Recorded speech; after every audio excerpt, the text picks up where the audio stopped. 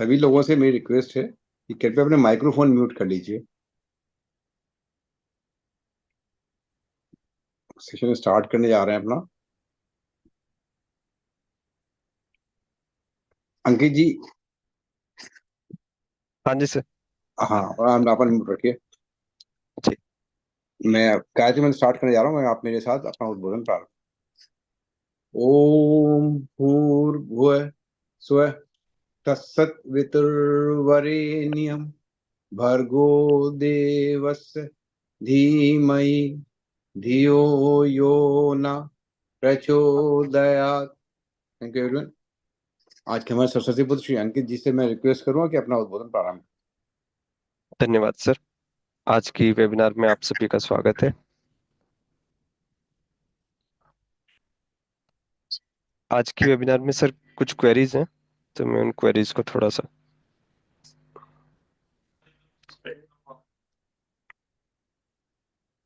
एक तो शिकायत आ रही है अंकित जी उसके बारे में, एमएनएसटी वाले बारे जी में।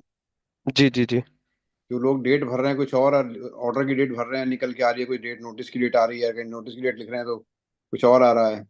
किसी की कोई क्वेरीज हो तो पहले मैं क्वेरीज ही ले लूं सर। अगर किसी की 128 में कोई क्वेरी आ रही हो तो। 128A में शायद आगरा का वो था, मैटर था एक। आज पता नहीं आए नहीं आए आरपी दीक्षित साहब।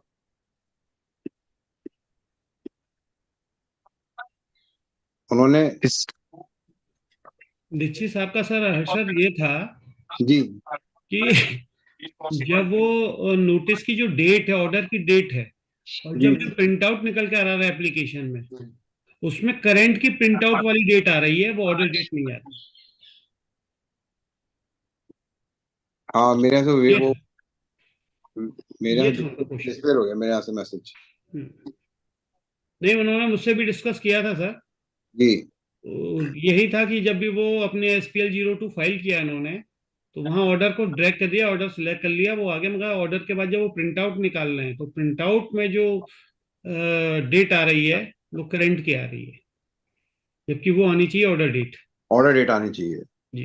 नहीं तो जो DRC7 जनरेट हुआ होगा उसमें तो वही डेट आ रही होगी। हाँ, DRC में सही है, वहां से फैच भी वो सही कर रहा है, बट उनका जी ये कहना था SPL02 की एप्लीकेशन का कल को फ्यूचर में कहीं कोई प्रॉब्लम ना हो, तो प्रिकॉशन वाइज वो सोच रही थी। तो मैंने नहीं कहा तो यदि आप आज की डेट में जनरेट कर रहे हो तो वही प्रिंट आ रहा है, तो उससे प्रॉब्लम कहाँ है, क्योंकि ऑर्डर नंबर तो सेम है। मेरा भी यही मानना था कि ऑर्डर नंबर सेम है तो फिर कोई प्रॉब्लम नहीं है।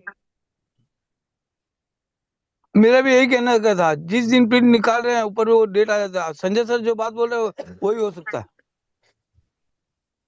संजय भाई, मैंने वैसे कहा था कि जो आपके एडिशनल ग्रेड 1 है MS 24 साहब, उनसे आप बात कर लें एक बार।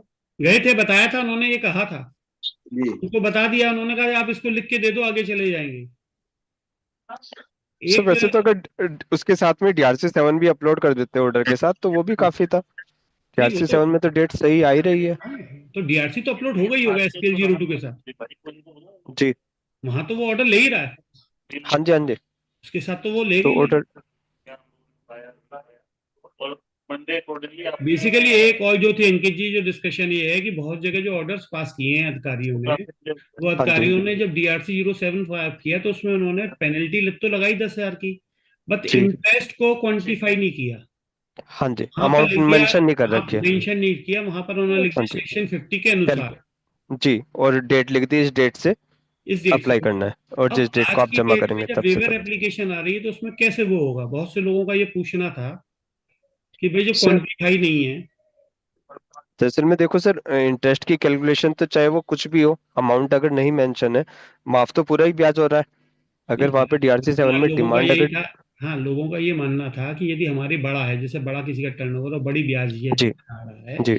तो यदि क्या ऐसा नहीं होना चाहिए था, अधिकारी को क्वांटिफाई करना चाहिए था, फिर वो वे। हाँ जी वैसे सर 7 में तो डिमांड ही निकलनी चाहिए। हम्म, DRC7 में तो जिस डेट को ऑर्डर कर रहे हैं उस डेट तक की डिमांड निकलनी चाहिए, और उसके बाद उस नीचे मेंशन कर देना चाहिए कि हाँ, आपका ये इस डेट तक की कैलकुलेशन है, और इससे आगे अगर आप जमा करते हैं तो तब से तब तक का तब ब्याज तक की होगा। अलग होगी, हाँ, वो अलग हाँ आता जी है।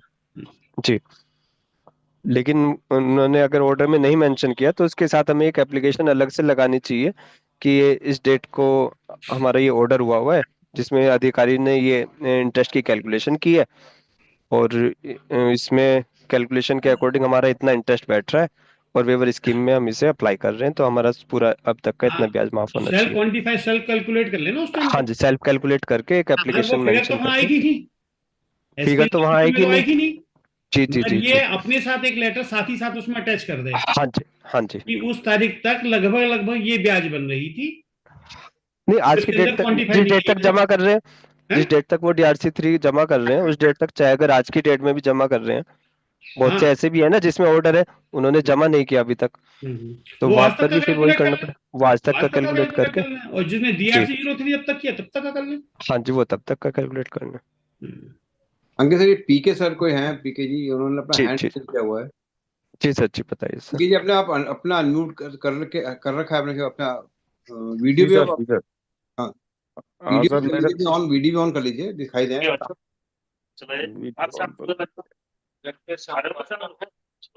हेलो। जी जी, जी पीके सर, जी भाई। बताइए बताइए सर। मेरा मेरा क्वेश्चन ये है सर कि एक मैं 16/4 वाली के जो अभी आई है उसमें ITC का जो है, तो सर उसमें जो है हमारा नंबर कैंसिल हो गया था 2019 में, 12/12/2019 में। हेलो। ठीक है सर, ठीक है सर, ठीक। तो उसका जो है 12/12/2019 में नंबर कैंसिल हो गया था, तो हमने रिटर्न फिर 2021 में फाइल किया, रिटर्न ठीक है खुला सर। हुआ था। तो अभी जो उन्होंने 18-19 में 13 लाख रुपए DRC 07 में डिमांड रेज की हुई है, ठीक है सर। और नंबर कैंसिल था, चूंकि रिटर्न का ऑप्शन खुला हुआ था तो हमने रिटर्न फाइल कर दिया था। जी तो अब स्कीम का इसमें लाभ मिलेगा कि नहीं मिलेगा? नंबर अभी भी बंद है। सर, नंबर बंदे, आपका 18-19 का डिमांड निकली है। जी अट्ठारह सर। उन्नीस का DRC 7 किया ना उन्होंने? हाँ सर। तो 18-19 का एक तो कौन से सेक्शन में किया है और किस तरह की डिमांड है?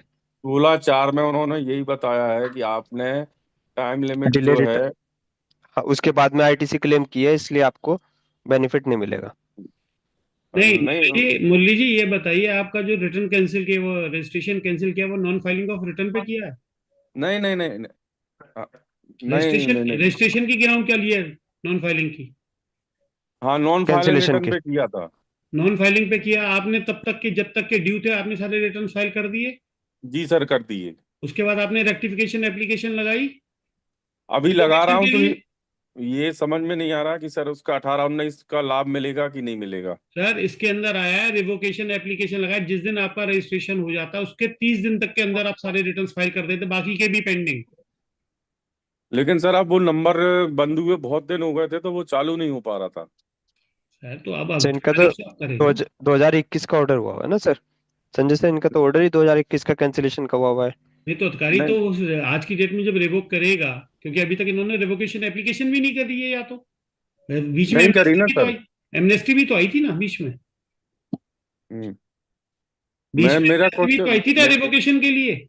मेरा क्वेश्चन ये है कि सर रिटर्न जो है ना 30 नवंबर 2021 से पहले 18-19 के जमा हो गए थे, ठीक तो है। सारे ITC क्लेम पीके भाई, कर आपकी आवाज, कर आपकी चुके थे। ब्रेक हो रही है, आवाज नहीं आ रही, क्लियर मैं नेटवर्क ये अलग कह रहा मिल हूँ जाएगा। कि है। सर, आप ना अपना जो भी आपका ऑर्डर है, अगर आप ऑर्डर शेयर कर सकते हैं तो ऑर्डर शेयर कीजिए, उससे क्लियर होगा नहीं, इनके मैटर ये आपका। कह रहे हैं कि वो नवंबर 21 से पहले फाइल कर दिए ना सारे रिटर्न में, क्लेम कर ली, तो मिल अट्ठारह जाना चाहिए। जी, 16 लेकिन 18-19 के तो। हाँ, जी। मिल जाना चाहिए। सब सिर्फ क्वेश्चन ये है कि नंबर कैंसिल हो गया था उस समय, जी जी जी। तो अब ये स्कीम का बेनिफिट मिलेगा कि नहीं, सिर्फ ये क्वेश्चन है। मिलेगा सर, इसमें ना एक बीच में एक ऑप्शन आता है जिसमें 16/5 के लिए उन्होंने मेंशन किया है कि जी। अगर आप 16/5 की कैटेगरी में आते हो तो आपको यहाँ पर मेंशन करना होगा। SPL 02 में डाल दीजिए वो फिगर कैलकुलेट करके। मैं आपको स्क्रीन शेयर करके दिखाता हूँ किस जगह क्या करना। अच्छा, नंबर कैंसिल होगा तो रिटर्न लगेगा? ये पॉसिबल है? जी। जिस दिन के ऑर्डर होते हैं उससे पहले तक के फाइल किए जा सकते हैं, जिस दिन रजिस्ट्रेशन कैंसिल होता है उससे पहले तक के फाइल हो सकते हैं। यादव। हो जाएगा। कई बार सर जो रजिस्ट्रेशन कैंसिल होता है तो वो उससे पहले भी रिटर्न फाइल नहीं हो पाते। प्रियंक जी, किस तरह से कह रहे हो आप? जब रजिस्ट्रेशन कैंसिल सर कर देते हैं? रजिस्ट्रेशन कैंसिल होता है सर, उससे पहले भी रिटर्न है तो कई बार वो भी हम लोग फाइल नहीं कर पाते, पहले हमें वो रिवोक कराना पड़ता है तब हम रिटर्न फाइल कर सकते हैं, ऐसा केस भी है। अच्छा अच्छा। क्योंकि मेरे पास अभी मैंने कराया था तो जी। मार्च तक के मैंने रिटर्न फाइल किए थे, हुआ क्या था, हम्म। और अप्रैल मई जून का R1 फाइल कर दिया था। जी। 3B टैक्स नहीं था मेरे पास, इस वजह से मैं फाइल नहीं कर पाया। ठीक उसके है। बाद वो जून मतलब जून तक का भी पेंडिंग था, हम्म। सितंबर तक का पेंडिंग हो गया, उन्होंने उसे 1/4/24 से ही कैंसिल कर दिया। अच्छा, 1/4/24 से कर दिया ना उन्होंने कैंसिल, तो फिर आप हाँ फाइल नहीं 24 कर से कर पाएंगे दिया। और पाएगा उसको? हाँ तो अप्रैल मई जून को आप कैसे फाइल कर पाओगे जब उन्होंने रेट्रोस्पेक्टिव बैकडेट से कर दिया ना कैंसिल। जी। हाँ बैकडेट से बैकडेट से कैंसिल अगर कर कोई दिया। कैंसिल कर दिया फिर तो कैसे अगर आपने करेंगे? फाइल भी की भी हो तो वो भी अट जाते हैं पोर्टल से। हाँ बैकडेट से किया। बैक डेट से अगर किया? बैकडेट से आप कर देते हो फिर तो अगर आपने फाइल भी की है तो वो भी हट जाती है पोर्टल से, अपने आप हट वो भी जाएगा। नहीं शो होती। वो फिर पहले मुझे रिवोक कराना पड़ा, हाँ तब फिर उसकी रिटर्न मैंने फाइल की। जी, बिल्कुल। पहले आपने रिवोक कराया होगा तो फिर उन्होंने वहां से आपको बिल्कुल वैलिडेट किया होगा ना, एक अब चार उसमें चौबीस से। अब उसमें ये पता नहीं कि मुझे उसमें फायदा हुआ या नुकसान हुआ, क्योंकि फायदा तो ये हुआ कि मुझे बिना टैक्स भरे बिना रिटर्न फाइल करे मेरा नंबर जो है वो एक्टिव हो गया। बाकी तो रिटर्न फाइल करने पड़े होंगे ना फिर आपको? हाँ बाकी तो अप्रैल मई रिटर्न फाइल जून और करने जुलाई का पड़े। सितंबर जमा किया होगा आपने हाँ पहले? वो तो जमा करना पड़ा। जी। लेकिन यदि वो करंट डेट से करते तो पहले वो मेरे से रिटर्न फाइल कराते तब वो नंबर चलता, जी। तो इसमें एक तरह से फायदा भी हुआ। टाइम मिल गया असेसमेंट के सर, टाइम फंस फायदा तो जाएंगे। कुछ नहीं, इंटरेस्ट तो आपको तब भी एक्स्ट्रा ही देना पड़ा। हाँ वो तो है इंटरेस्ट तो लेकिन दोनों ही गई होगी। टैक्स, हाँ वो तो सब लगी है लेकिन टैक्स का मान लो इंतजाम नहीं था, उसके लिए टाइम मिल गया। हाँ बस वो प्रियंक टाइम सर, मिल जाता है और कुछ। प्रियंक सर, तो असेसमेंट के टाइम में नहीं पकड़ा जाएगा? नहीं तो असेसमेंट के टाइम में क्या हुआ उससे? इन्होंने टैक्स तो पूरा भर दिया ना। टैक्स तो जमा कर दिया ना बस। अच्छा। सर एक वो था, जैसे मार्च 24 का कैंसिल है, हम्म। फाइल है ये, तो मार्च 24 से रजिस्ट्रेशन कैंसिल है, अब उसकी रिटर्न डालना है, उसके बाद अपील डालना है, उसकी रिवोकेशन भी नहीं लेगा। तो उसमें आईटीसी है, तो आईटीसी का क्या होगा फिर? आईटीसी की छूट मिलेगी क्योंकि सितंबर निकल गया, तो आईटीसी का जैसे इसमें। अगर अगर नंबर कैंसिल है तो उसके लिए ये है कि आपको 30 दिन के अंदर रिटर्न फाइल करने कंपलसरी है, तो आपको आईटीसी का बेनिफिट मिल जाएगा ना। नहीं पृथ्वी जी, 30। ये चेंज हो गया है कि जब आप रिवोकेशन की अपील करेंगे और रिवोक जिस दिन हो जाएगा जी ऑर्डर, जी जिस जी। दिन रजिस्ट्रेशन रिवोक हो जाएगा उसके 30 दिन के अंदर आपको सारे पेंडिंग रिटर्न फाइल करने, तो आपको आईटीसी मिल जाएगी हाँ वो तो हो डेट अगर जाएगा। ऑफ आप ऑर्डर 30 से। दिन के अंदर नहीं और करोगे तो दिक्कत आएगी। तो दिक्कत। अच्छा ठीक सर है। कस्टमर को सेट ऑफ नहीं मिलेगा ना, GSTR 1 नहीं भरा है तो? नहीं सर, मिल जाएगा। बाद में सेट मिल ऑफ जाएगा ना सर वो। बाद में मिलेगा? अच्छा, जी वो जी पीरियड में नहीं मिलेगा? जी। हाँ वो जी। कैसे मिल सकता है सर, जब इन्होंने टैक्स ही पे नहीं फाइल ही हुआ नहीं, उसमें? उसके टू बी ओके। में रिफ्लेक्ट नहीं होगी ना अमाउंट। रिफ्लेक्ट ही नहीं होगा उसके में, टू बी में। हालांकि भाई दूसरा साहब कोई उसमें भी ऑप्शन दिक्कत नहीं आ है? अभी सकती है उससे। अपील किया, 6 महीना हो गया, रिवोकेशन के लिए लेट हो गया, तो सामने सेट ऑफ तो धंधा ही बंद हो जाएगा ना। सामने सेट ऑफ नहीं मिलेगा तो कस्टमर चिल्लाएंगे। नहीं तो सर यार, जिसने फाइल नहीं किया उसकी भी तो गलती है ना। जब आपने टैक्स चार्ज किया तो आपने रिटर्न बराबर। क्यों नहीं फाइल किया टाइमली? अच्छा ओके। तो उसका दूसरा कोई ऑप्शन नहीं है कि हम GSTR 1 फाइल कर सके? नहीं तो दूसरा, जब रिटर्न ही कैंसिल है, रजिस्ट्रेशन कैंसिल है, तो कैसे आप रिटर्न फाइल कर लोगे? अच्छा अच्छा ओके।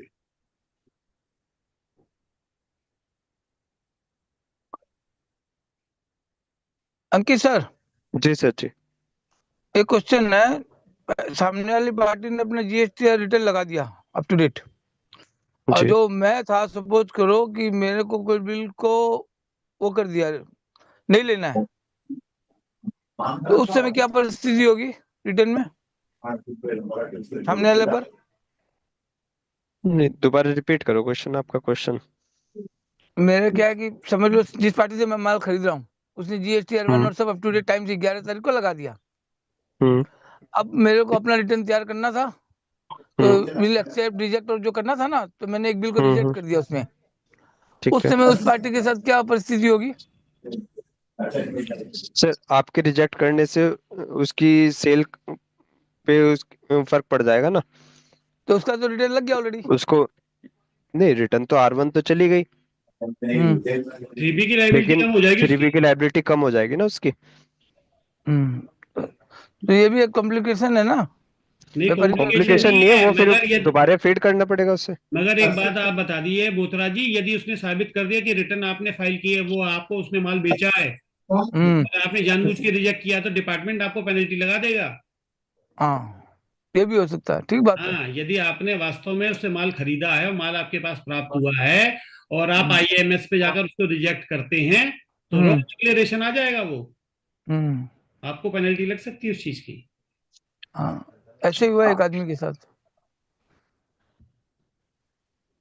टीके सर के नाम से जो आईडी है सर, ये अगर आप अपना आईडी पासवर्ड दें तो मैं थोड़ा सा आपको स्क्रीन शेयर करके बताऊं, क्योंकि मैं अपनी आईडी से कर रहा हूँ ना, तो उनकी क्वेरी अलग है, तो उसमें वो खुल नहीं पा रही डिटेल। जी सर। संजय सर, मेरा एक क्वेश्चन है कि जैसे सर जैसे मान के चलो 20 लाख रुपए के किसी ने क्रेडिट नोट डाले, जी तो क्रेडिट नोट डालने से क्या होता है कि वो अगली रिटर्न में वो माइनस में आ जाता है 3B जी में। जी तो जो 20 लाख रुपए पे मान के चलो कि 12% से 2,40,000 रुपए जो हमने लाइबिलिटी शॉर्ट की, तो उसका एडजस्टमेंट कहाँ होगा, कैसे करेंगे उसका? नहीं, वो आपने जब क्रेडिट नोट उसने इश्यू किए पार्टी ने, तो आपने गुड्स रिटर्न किए होंगे, तभी तो उसने क्रेडिट नोट। आप क्या, आप सप्लायर है या रिसिपेंट? पहले आप ये बताइए। सप्लायर। आप सप्लायर हैं, तो आपने गुड्स रिटर्न पे ही तो क्रेडिट नोट इश्यू किए होंगे आपने।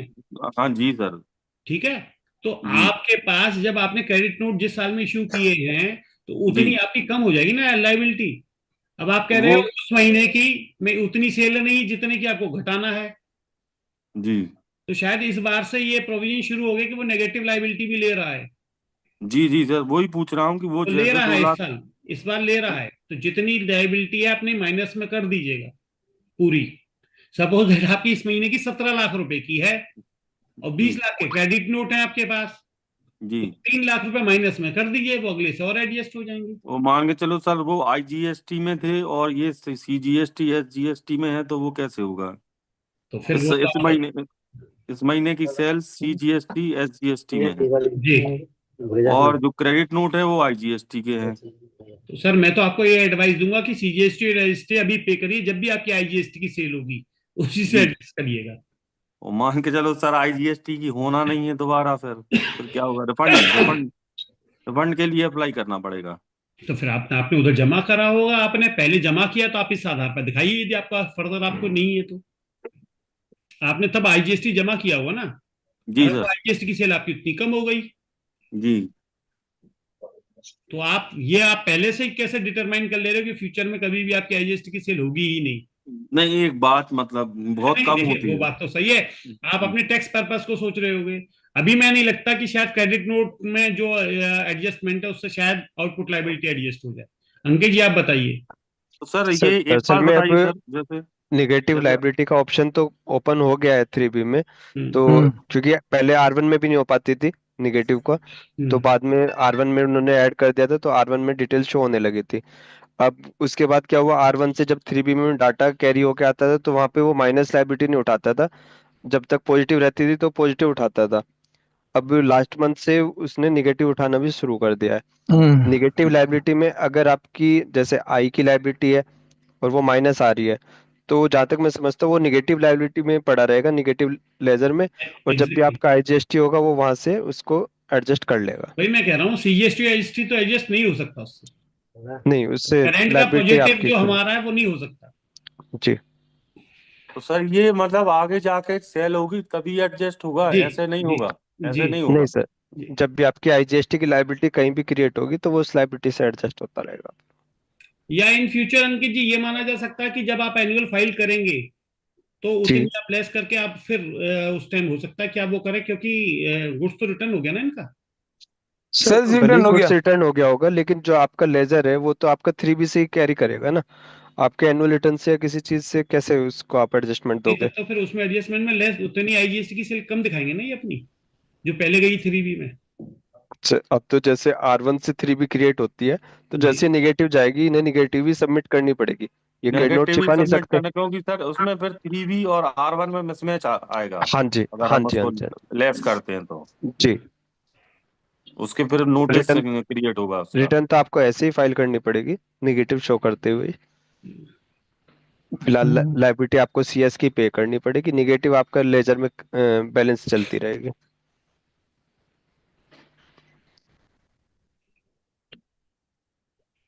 तो उतनी तो मान के चलो 2 लाख, उतना टैक्स तो मतलब हमारा नेगेटिव में हम हमेशा बना हाँ जी, रहेगा अगर ऐसे। नेगेटिव में बना रहेगा जब भी आप IGST क्रिएट करेंगे।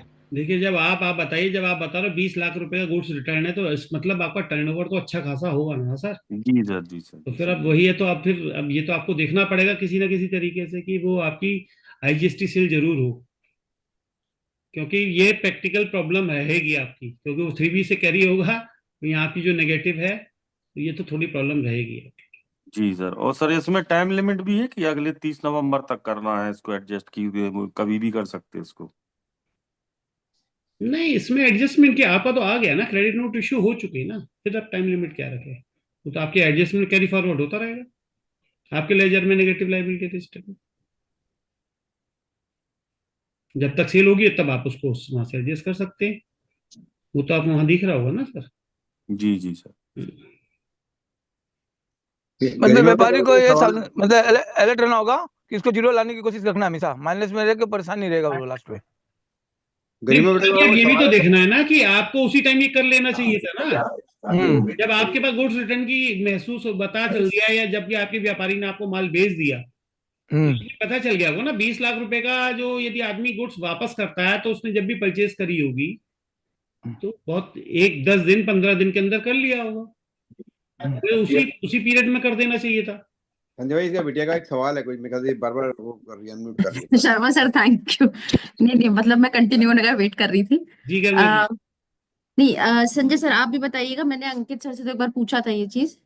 जैसे अभी रिसेंटली एक ई-कॉमर्स ऑपरेटर का रिटर्न फाइल किया हम लोगों ने, तो जैसे वो काउंटर सेल भी करते हैं कैश में, और उनका B2C जैसे जो Amazon और मीशो और इन सब वेबसाइट्स के थ्रू भी जनरेट हुआ, तो वो तो शीट्स पे अपना डेटा देते हैं एक्सेल में, हम उसी को अपलोड कर देते हैं, और जो कैश एंट्रीज वो अपनी सेपरेटली डिस्क्लोज कर रहे हैं, वो भी मतलब उसी में ही डाल रहे हैं। और इकलौती चीज जो हम लोगों ने और एंटर करी थी, दैट वाज कि आपका जो टेबल 14 ई-कॉमर्स ऑपरेटर्स की डिटेल मांगता है, उसमें उनके HSN जो हमारे बन के आ रहे हैं TCS बेसिस पे, हम सिर्फ वही तो एंटर करेंगे कि और कोई डिटेल भी मतलब डिस्क्लोज होती है उसमें? नहीं, TCS, अंकित जी बताइए, वैसे TCS तो एक अलग, वो तो कलेक्शन का होगा, मगर वो उसने वो गुड्स क्या किया है डिलीवर किया HSN पे, वो तो होगा ना गुड्स उसकी लिस्ट सर, में। इंसेंस का काम है जैसे उनका, तो परफ्यूम्स का, इंसेंस स्टिक्स का, हाँ इंसेंस स्टिक्स है, परफ्यूम नहीं है, इंसेंस स्टिक्स है बेसिकली। HSN तो उसी का मेंशन करना पड़ेगा उनको। TCS तो एक अलग रहा, TCS में तो काटा हुआ उसने सर्विसेज में। नहीं, तो मैं ये समझना चाह रही हूँ, जैसे हम लोग क्या करते हैं, जैसे मान लीजिए उनका कोई सामान उन्होंने बेचा, जैसे Amazon या मीशो को किसी को भी बेचा, उसमें से कुछ उनका वापस आ गया, तो वो फॉरवर्ड और रिवर्स बेसिस पे शीट्स भेजते हैं अपनी, जी कि हमने सेल करी और हमारा कुछ सामान फॉर वट एवर रीजन वापस आया, तो वो तो जब हम शीट अपलोड करते हैं, वो बाय डिफॉल्ट फॉरवर्ड और रिवर्स के बेसिस पे हमारा एडजस्ट करके ही दिखाता है एंट्रियों को। जी जी और एक हमारा कैश एंट्री जो वो काउंटर से फिजिकली मतलब सेल कर रहे हैं, वो एक पार्ट जाएगा। जी। तो तो काउंटर ये सेल से जो होगा वो भी प्रोडक्ट, वो उसका वही प्रोडक्ट इंटेंस सेम स्टिक है। प्रोडक्ट ही है सर, सेम प्रोडक्ट है। ठीक है। तो ये तीनों चीजें क्यूमुलेट करती है, इसके अलावा हमें उसमें कुछ और डिस्क्लोजर करना होता है क्या while filing the returns? R1 में या 3B में? मतलब मैं दोनों के रिस्पेक्ट में पूछ रही हूँ, मैं पहली बार क्योंकि ई-कॉमर्स का काम देखती हूँ, मैं इसलिए पूछ रही हूँ।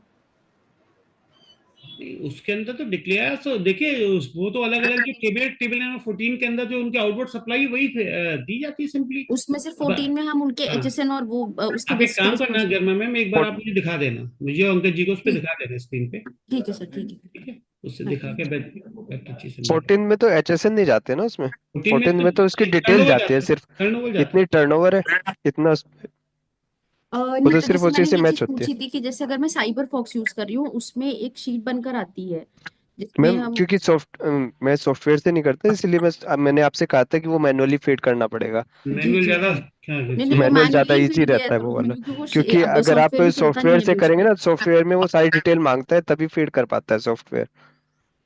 नहीं, उसका सॉफ्टवेयर क्योंकि से नेट अब हो ही नहीं रिजल्ट में पाता करिए अंकित। करिए वर्मा जी, जितना गुड्स वापस आ वो जाता तो है मैनुअली करना पड़ेगा।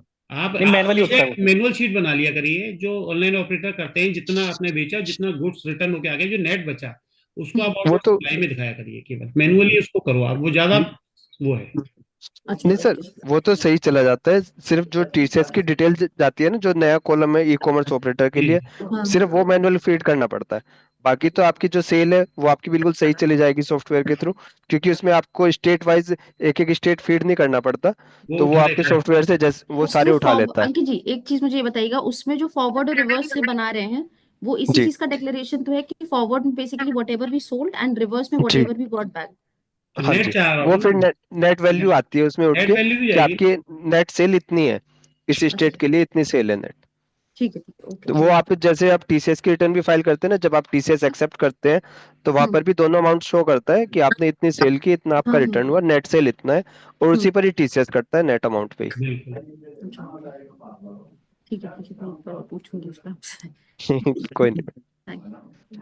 ठीक है अंकित जी, एक मेरे इसके ख्याल अला- से हो गया हमारे एक इसके अलावा एक नोटिफिकेशन और आया था सर, उसके बारे में थोड़ा सा बता दूं। जो कंपोजिशन स्कीम वाले थे, तो उनके लिए रेंट पे आरसीएम की लाइबिलिटी खत्म कर हाँ दी गई जी। है, कि उनको रेंट पे आरसीएम पे नहीं करना है जो कंपोजिशन डीलर में थे। क्योंकि सभी को ये हो रहा था कि वो आईटीसी क्लेम नहीं करते, और अगर रेंट पे आरसीएम पे करना होगा तो बहुत बड़ी अमाउंट बैठती है। तो उनके लिए एक नोटिफिकेशन आ चुका है, उन्हें उसके लिए छूट दे दी गई है कि आपको रेंट पे आरसीएम पे नहीं करना है। अंकित जी 9C का भी बता दो शॉर्ट में थोड़ा सा जो आया है। 9C का 17-18 से लेके 22-23 तक के लिए एग्जेम्पशन कर दी, कि आपको कोई लेट फीस नहीं देनी है, अगर किसी ने लेकिन जमा कर अंकित जी दिया तो उसमें वो कोई जो रिफंड नहीं होगा। नहीं अंकित जी वो जो छूट दिए है, ये बताओ कि 9 फाइल है, हाँ जी। भाई लेट फीस जो भरनी पड़ रही है हमें 9 पे ही भरनी पड़ रही है, 9C पे वो नहीं लेट देखो, फीस नाइन पोर्टल नहीं ले रहा है, नाइन तो उसका कोई नाइन फायदा सी तो में हुआ नहीं। नहीं, उसका क्योंकि फायदा है। हमारा बहुत सारे केस ऑडिट हुए हैं। ऑडिट में उन्होंने ऑब्जेक्शन लगा रखा है कि आपकी 9C फाइल नहीं है तो 50,000 की पेनल्टी लगेगी। तो उसके ऊपर वो 125 की कार्रवाई कर रहे हैं, तो उन सब में आपको छूट मिल जाएगी। नहीं उन प्रियंकी सबको तो मिलेगी, लेकिन प्रियंकी जिन्होंने बहुत 9 ही फाइल नहीं हुआ उन्हें तो कोई फायदा नहीं हुआ नहीं, ना। नहीं तो प्रियंकी देखिए, सरकार को कुछ आपकी तो मिलने दो। आपका जो क्वेश्चन है ना कि जिनका 9 फाइल है और 9C पे पेनल्टी नहीं लग रही, वो नहीं ले रहा, बेसिकली डिपार्टमेंट 9 जहां मैंडेटरी 9C को, वहां पर वो रिटर्न को कंप्लीट मान ही नहीं रहा है एनुअल। जी नहीं वो तो मैं समझ गया, उस पर पेनल्टी वो लगा सकते हैं, पेनल्टी उस पर अभी लगती भी है जो है, लेकिन पोर्टल उस पर नहीं ले रहा, तो हम इजीली सर मतलब ये है कि पोर्टल में तो फाइल तो सर कर वहाँ सकते 9 हैं है ना। ना, वहां पर जीएसटी 9 का है, वहां रिटर्न 9C रिटर्न नहीं है सर। आप ये देखो ना, 9C रिटर्न नहीं है, हाँ 9C रिकंसिलिएशन स्टेटमेंट है। अब समस्या ये आ रही है सर, जिसमें 9C फाइल नहीं है, 9 भी फाइल नहीं है, तो 9 पर 1.5 लाख रुपए पेनल्टी आ रही है या 2 लाख तो रुपए पेनल्टी लगेगा, आ रही है, लगनी तो वो है। वो तो जमा 9C यदि करनी फ्री है। भी है हमारे लिए बेकार है। बिल्कुल। 9 तो का भी 9 तो के कुछ लिए करते हैं ना कि 20,000 पेनल्टी लगा दी और कर लो कोई आप, नहीं सर। सर और अब उस तो पर कम दो कर लाख दी, रुपए पेनल्टी आ रही है। सर अब तो टर्नओवर 9 बेस कम कर दी, अब तो काफी कम कर दी। 9 के लिए एमनेस्टी मंगवा लो सर। हाँ वो एमनेस्टी आई हुआ। थी 9 के अब लिए 9 के भी लिए एमनेस्टी पेनल्टी आई थी। नहीं, 9 सर के लिए दोबारा से तो मंगवा नहीं आई, लो। कभी आई पहले आई आई थी, 2 साल आई थी, पहले आई अच्छा। थी। आई सर थी। जी क्षमा करिए सर, बीच में डिस्टर्ब कर जी रहा हूँ, सर, मेरी जी आँख खराब है नहीं थोड़ी, सर, 5 बज गए हैं। ठीक सर ठीक आप ठीक है। आप एडमिन हो, आप सबको डिस्टर्ब क्या कर सकते हो सर, आप सबको रोक सकते हो। एडमिन तो केवल एक ही है दुनिया में। जो ऊपर वाला बैठा हुआ है। आप हमारे आजकल संगम में है, आजकल संगम में है वहाँ पे involved। चलिए, थैंक यू वेरी मच अंकित जी। हमारे सरस्वती पुत्र आज के श्री अतुल जी मेहता जी पधार चुके हैं। आपका परिचय के लिए, क्योंकि आप पहली बार हमारे इस मंच पे आ रहे हैं, तो आपके परिचय के लिए मैं मध्य प्रदेश के छतरपुर से विश्वकर्मा जी से रिक्वेस्ट करूंगा कि पहले सर का परिचय देना, फिर उनके बाद सर रिक्वेस्ट करेंगे कि अपना उद्बोधन प्रारंभ करें। धन्यवाद, थैंक यू। नमस्कार सर, मैं शैलेश विश्वकर्मा छतरपुर मध्य प्रदेश से, और आदरणीय अतुल जी मेहता हमारे बीच बैठे हुए हैं, आज के हमारे गुरुजी हैं, और आज उनसे हम डायरेक्ट टैक्स के विषय में ज्ञान प्राप्त करेंगे। जहाँ मैं सोच रहा था मैं उनको करीबन 10 मिनट से देख रहा था कि वो आ चुके थे और वो जीएसटी के विषय में जो डिस्कशन चल रहा था उसको बड़े हैरत तरीके से सुन रहे थे कि भाई ये क्या डिस्कशन चल रहा है।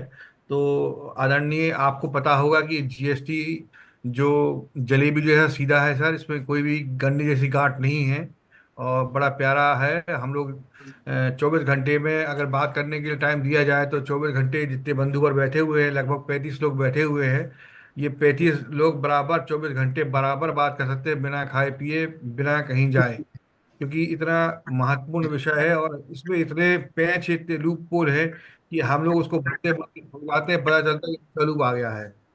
तो इसके विषय में ज़्यादा बात ना करते हुए आज हमारे डायरेक्ट टैक्स का दिन है, इनकम टैक्स का समय है। आज बहुत दिनों के बाद इनकम टैक्स पर आज हम लोग चर्चा करेंगे और हमारा परम सौभाग्य है कि आदरणीय अतुल जी मेहता का परिचय मैं आपके सामने रखूंगा। अतुल जी मेहता एक चार्टर्ड अकाउंटेंट हैं। आप 1993 में DISA प्रमाणन प्राप्त कर चुके हैं।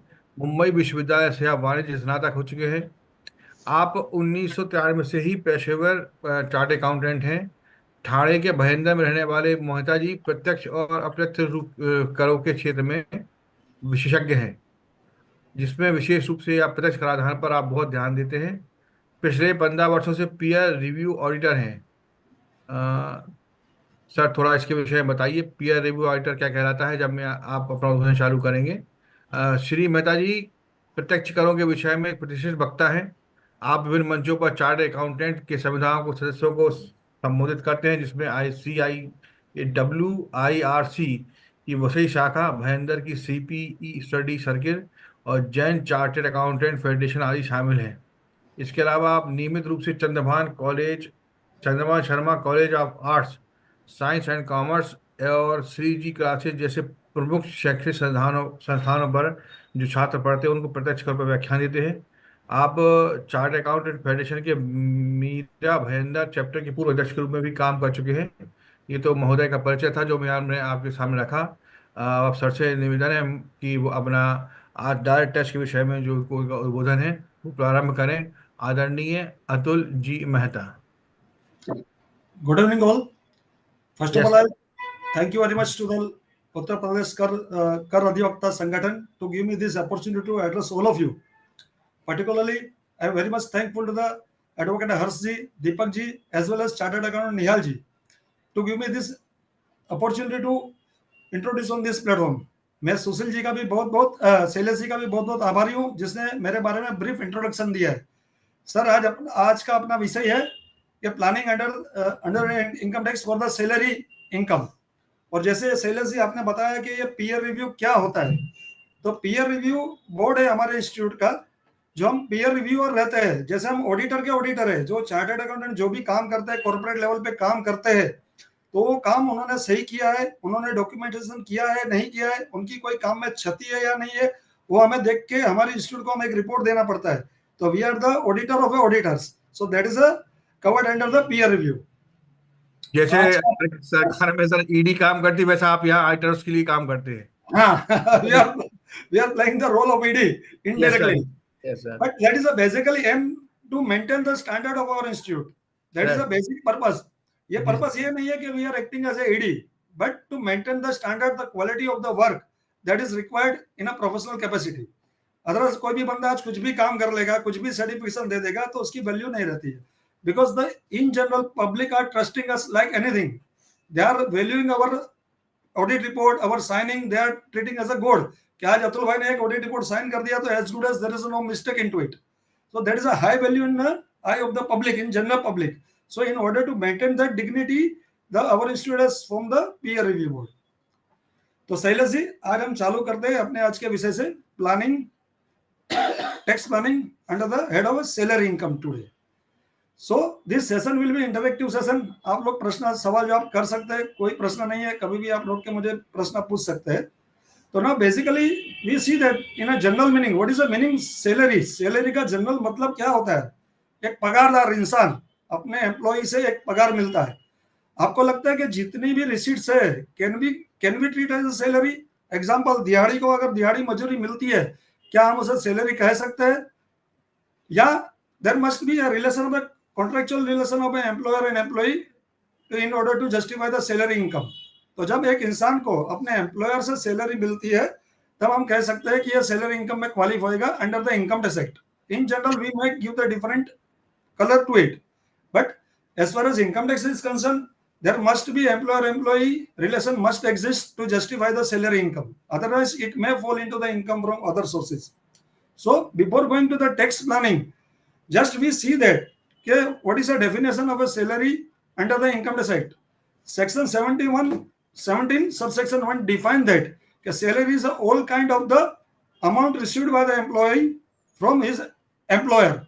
It include the cash, kind or any kind of a perquisite. किसी भी प्रकार का फायदा अगर एम्प्लॉय को मिलता है तो ये अभी भी सैलरी ही कहलाया जाता है.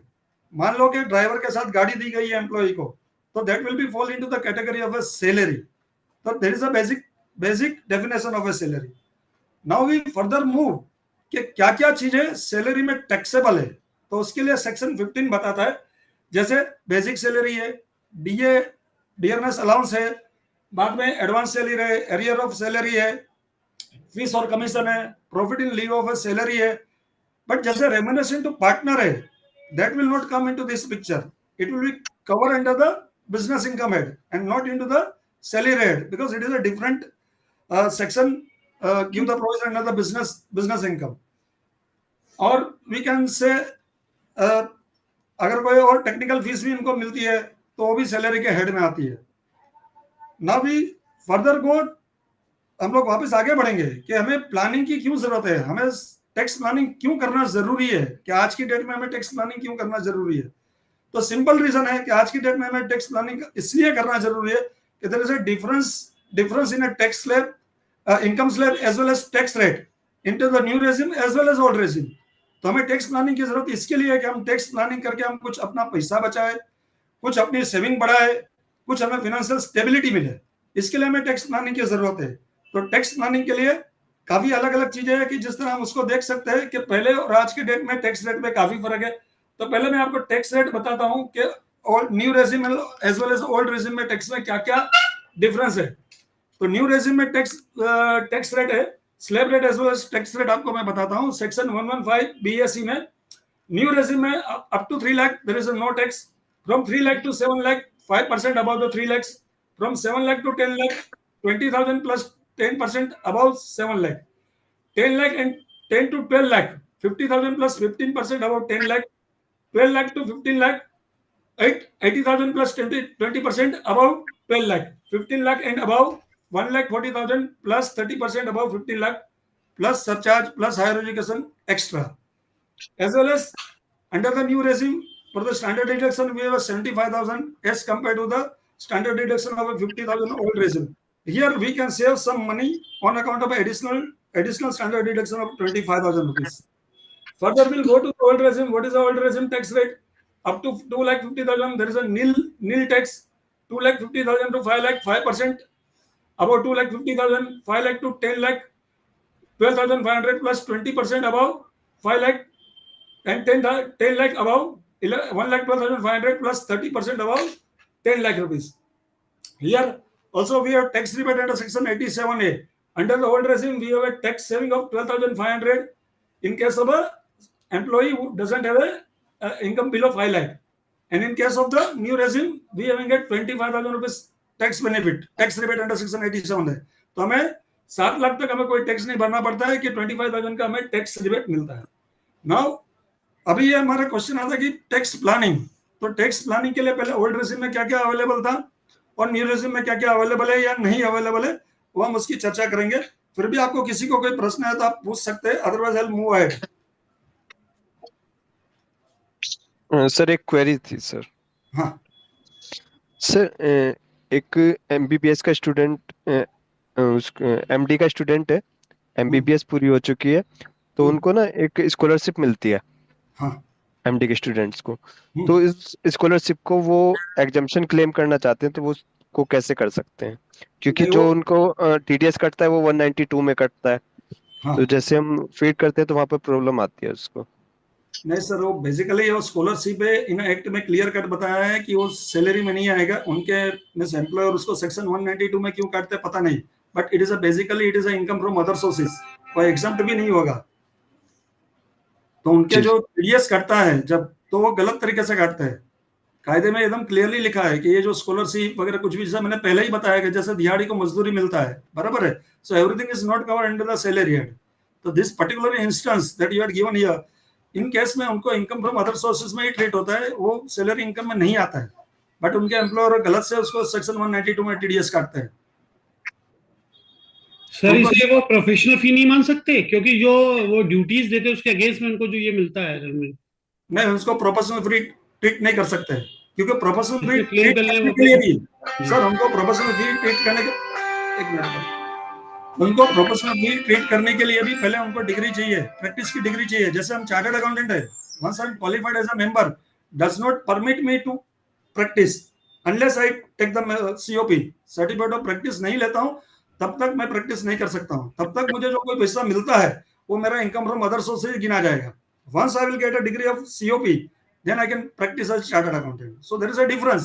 In case of doctor, they qualify as a doctor and they are serving.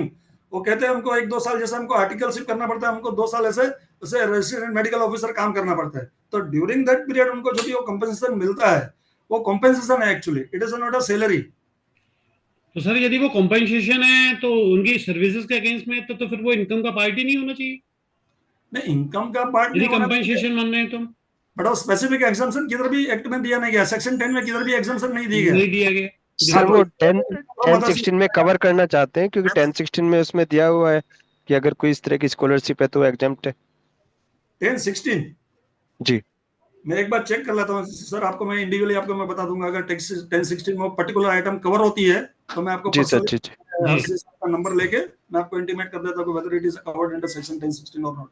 लेकिन सर बस वो वहां पे लिखा हुआ है कि आपको एग्जाम्प्ट इनकम में शो करना पड़ेगा, और एग्जाम्प्ट इनकम में शो हो नहीं पाता इसलिए क्योंकि अगर हम टीडीएस क्लेम कर रहे हैं तो वहां पर सैलरी आइटम ब्लैंक नहीं छोड़ पाते। मैं वही बोल रहा हूँ ना सर, जो वो बेसिकली जो उनके एम्प्लॉयर करते हैं वो वंस सेक्शन 192 में उसको टैक्सेबल दिखाते हैं।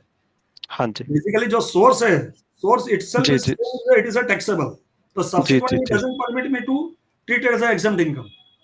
अगर वो बेसिकली इनिशियली वो टीडीएस नहीं काटते थे, बराबर है, तो वो सेक्शन 192 में आता ही नहीं था।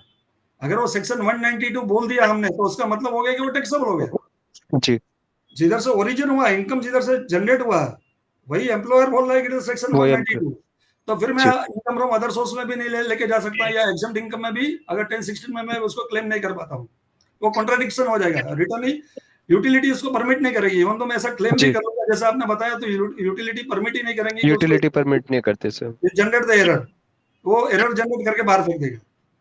So in that case, we have to intimate to the employer, okay, please you don't deduct the TDS. These are the 1016 provision is the 1016. Kindly accordingly you don't deduct the TDS. और जैसे जब भी exempt income रहता है या below taxable income रहता है, जब हम टीडीएस रिटर्न फाइल करते हैं तो उसकी डिटेल भी देने की जरूरत नहीं रहती है। हम जब टीडीएस रिटर्न फाइल करते हैं तो वही एम्प्लॉय की टीडीएस डिटेल देने की जरूरत है जिसका टीडीएस कटा है। मान लो मेरा 7 लाख का सैलरी है, बराबर मेरा कुछ भी टीडीएस नहीं कटा है, even though employer is not required to fill the detail of such employ while filing. उनका तो वो टीडीएस काट रहे हैं पर मंथ और टीडीएस शो हो रहा है, लेकिन बस वो था कि उन्हें 1016 में किसी ने बताया कि आपको एग्जम्पशन मिलेगी, तो उसके बाद जब रिटर्न फाइल करने लगे तो टीडीएस अगर शो करते हैं तो वहां पर वो सैलरी हेड में नहीं लेता अमाउंट, सैलरी हेड में अमाउंट मांगता है, फिर वो यूटिलिटी नहीं करनी चाहिए। Even though lawfully we are right, but technically if I say कि यूटिलिटी आपको परमिट नहीं कर रही, you will lose your money unnecessarily simply because utility is not permitting me, so I am losing my money. अगर वो जाके employer को बोलेगा कि सेक्शन 1016 सर आप एक बार देख लो and it is not applicable, then it will end, otherwise he will lose the money. उसको जो भी टैक्स भरने को आएगा थोड़ा बहुत रिफंड आएगा या शायद थोड़ा बहुत उनका टैक्स का पैसा चला जाएगा। That is the intention behind it. So we'll take call. I'll give you the detail about 1016. I'll let you know what is the exact position, whether we can plan like that. Okay, thank you, Ankit ji, for giving a good feedback. We further proceed कि हम आगे हम चलेंगे। तो जैसे आप सबको शायद पता है कि न्यू रेजिम में चैप्टर 6A का कोई भी डिडक्शन नहीं दिया जाता है एक्सेप्ट ATCC 1, ATCC एक 50,000 का हमको एनपीएस का डिडक्शन मिलता है, एज वेल एज हमको और एडिशनल डिडक्शन एक 1.5 लाख का रुपया मिला, 1.5 लाख रुपए का मिलता है ATCCD 1 में। तो ये 2 लाख हम एडिशनल टैक्स प्लानिंग कर सकते हैं न्यू रेजिम में भी, कि ये 2 लाख का डिडक्शन लेके हम टैक्स प्लानिंग कर सकते हैं। तो ये एक अच्छी जगह है टैक्स प्लानिंग के लिए कि हम एनपीएस का बेनिफिट ले और हम अपनी टैक्स सेविंग करें। बाकी जितने भी बेनिफिट है एटीसी के या चैप्टर 6 के, वो न्यू रिजिम में एक भी जगह पे अवेलेबल नहीं रहता है। बट इन दैट केस हमें रिटर्न फाइल करने के पहले या हम जब टीडीएस कटवाते हैं उसके पहले हमें old regime as well as new regime का हमें कंपटीशन बना के हमें चेक कर लेना चाहिए कि मेरा पैसा किधर बचता है, how can I save the my money.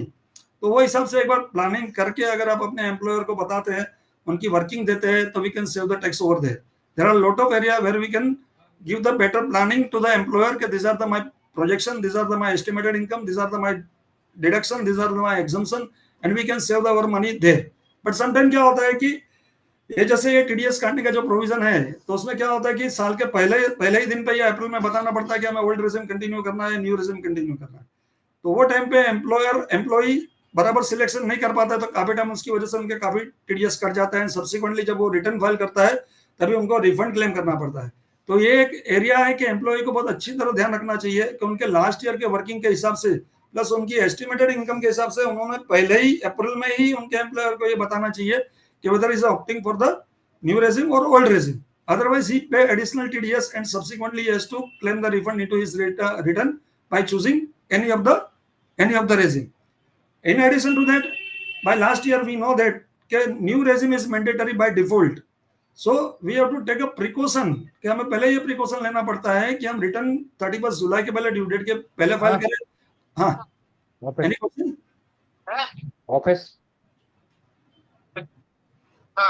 Office में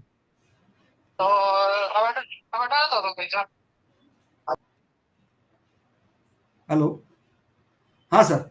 तो हमें रिटर्न फाइल करने के पहले हमें 31 जुलाई के पहले हमें रिटर्न फाइल करना है, then we can save our money. Otherwise, by default, we have to opt for the new regime irrespective of any tax planning. As well as while filing the return, हमें ये भी ध्यान रखना है कि 10 IEA form पहले भर दें, क्योंकि रिटर्न भरने के टाइम पे हमें 10 IEA का एक्नॉलेजमेंट नंबर देना पड़ता है। अगर हम ये छोटी छोटी गलती करते हैं तो we are landing up in additional tax liability as well as into the litigation. काफी टाइम हमने ये देखा गया है कि ये छोटी छोटी हरकतों की वजह से हमें काफी टैक्स भरने को आ जाता है। तो ये हमें काफी अच्छी तरह से ध्यान रखना है कि रिटर्न फाइलिंग करने के टाइम पे कि छोटी छोटी हमारे से गलतियां ना हो और सही तरीके से हम उसको रिटर्न फाइल करें।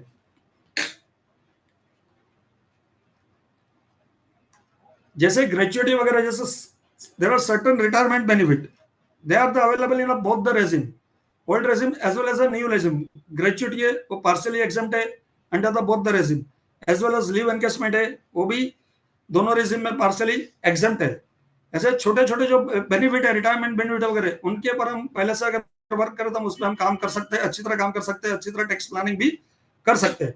मैं आपको पूरा लिस्ट मैं आई विल शेयर विथ यू, मैं आपको एक एक आइटम जो टैक्स प्लानिंग के लिए I will share with you कि where we can take a call कि हम अच्छी तरह उसको किस तरह कर सकते हैं। तो जैसे ओल्ड रेजिम में स्टैंडर्ड डिडक्शन 50,000 है, तो 5.5 लाख तक हमें कोई टैक्स नहीं भरना पड़ता है।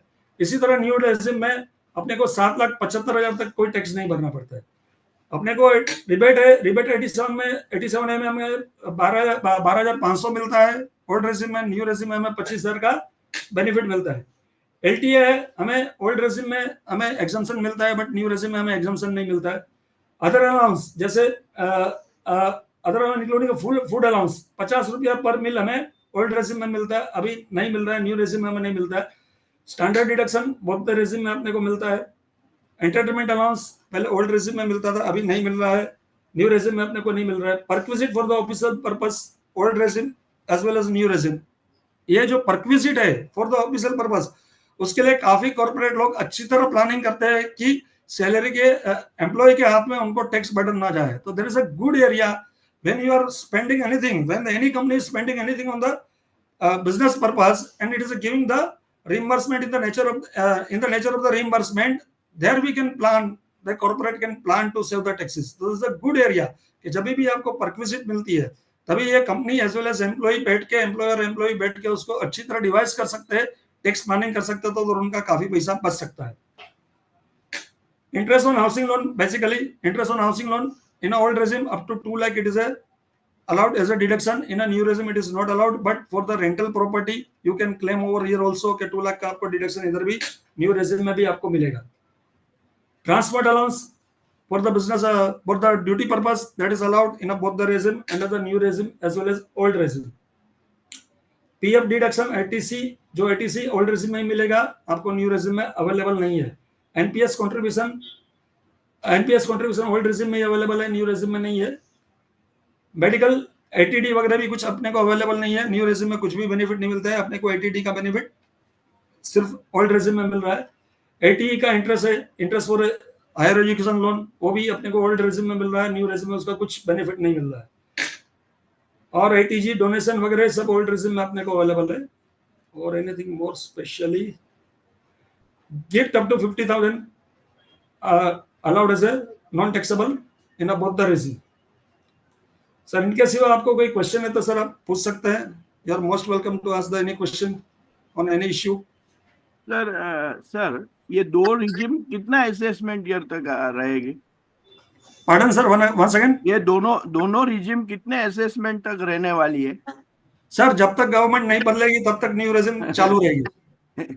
Because it is a very simple sir. ये क्यों है कि ये वेरी सिंप्लीफिकेशन है। अगर अभी रिसेंटली आपने अगर आपने किधर न्यूज पढ़े रहेंगे या सुने रहेंगे, 90,000 employee take the undue advantages of the old regime eighty C deduction. बराबर है? Yes sir. एक फेक रिसीट दी थी, सब कुछ उनमें गवर्नमेंट एम्प्लॉय भी थे, बराबर है, प्राइवेट सेक्टर थे, सब इंक्लूड थे। They have identified the 90,000 people for such a reason and they have issued the notice to all. जब न्यू रेजिम का फायदा क्या है कि हमें कुछ भी डॉक्यूमेंट नहीं रखना है, simply we have to pay the tax, हो गया, हमारा काम खत्म हो गया। Government is planning to shift to new regime. Yes, it's already shifted. It's already shifted. By default, they have made the new regime.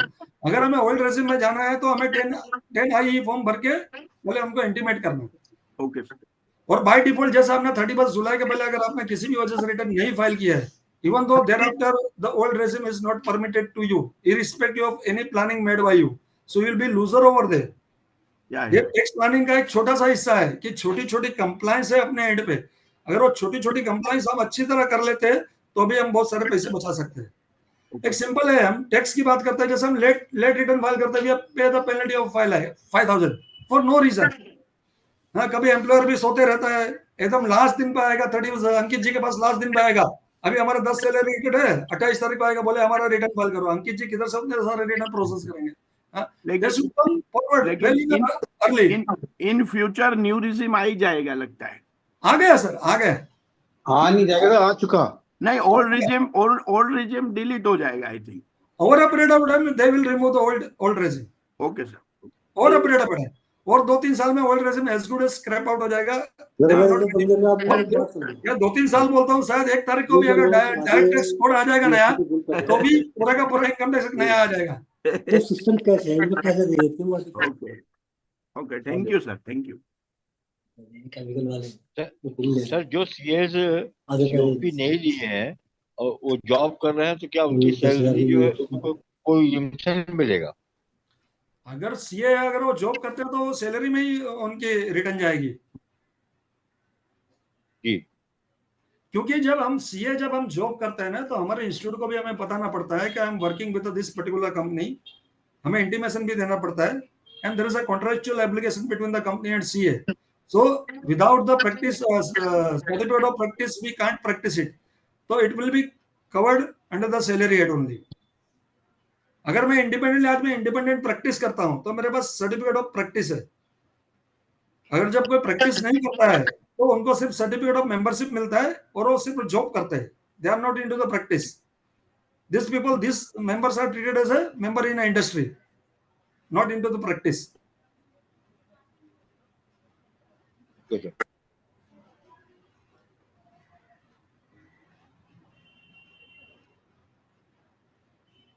Members, you can ask any question.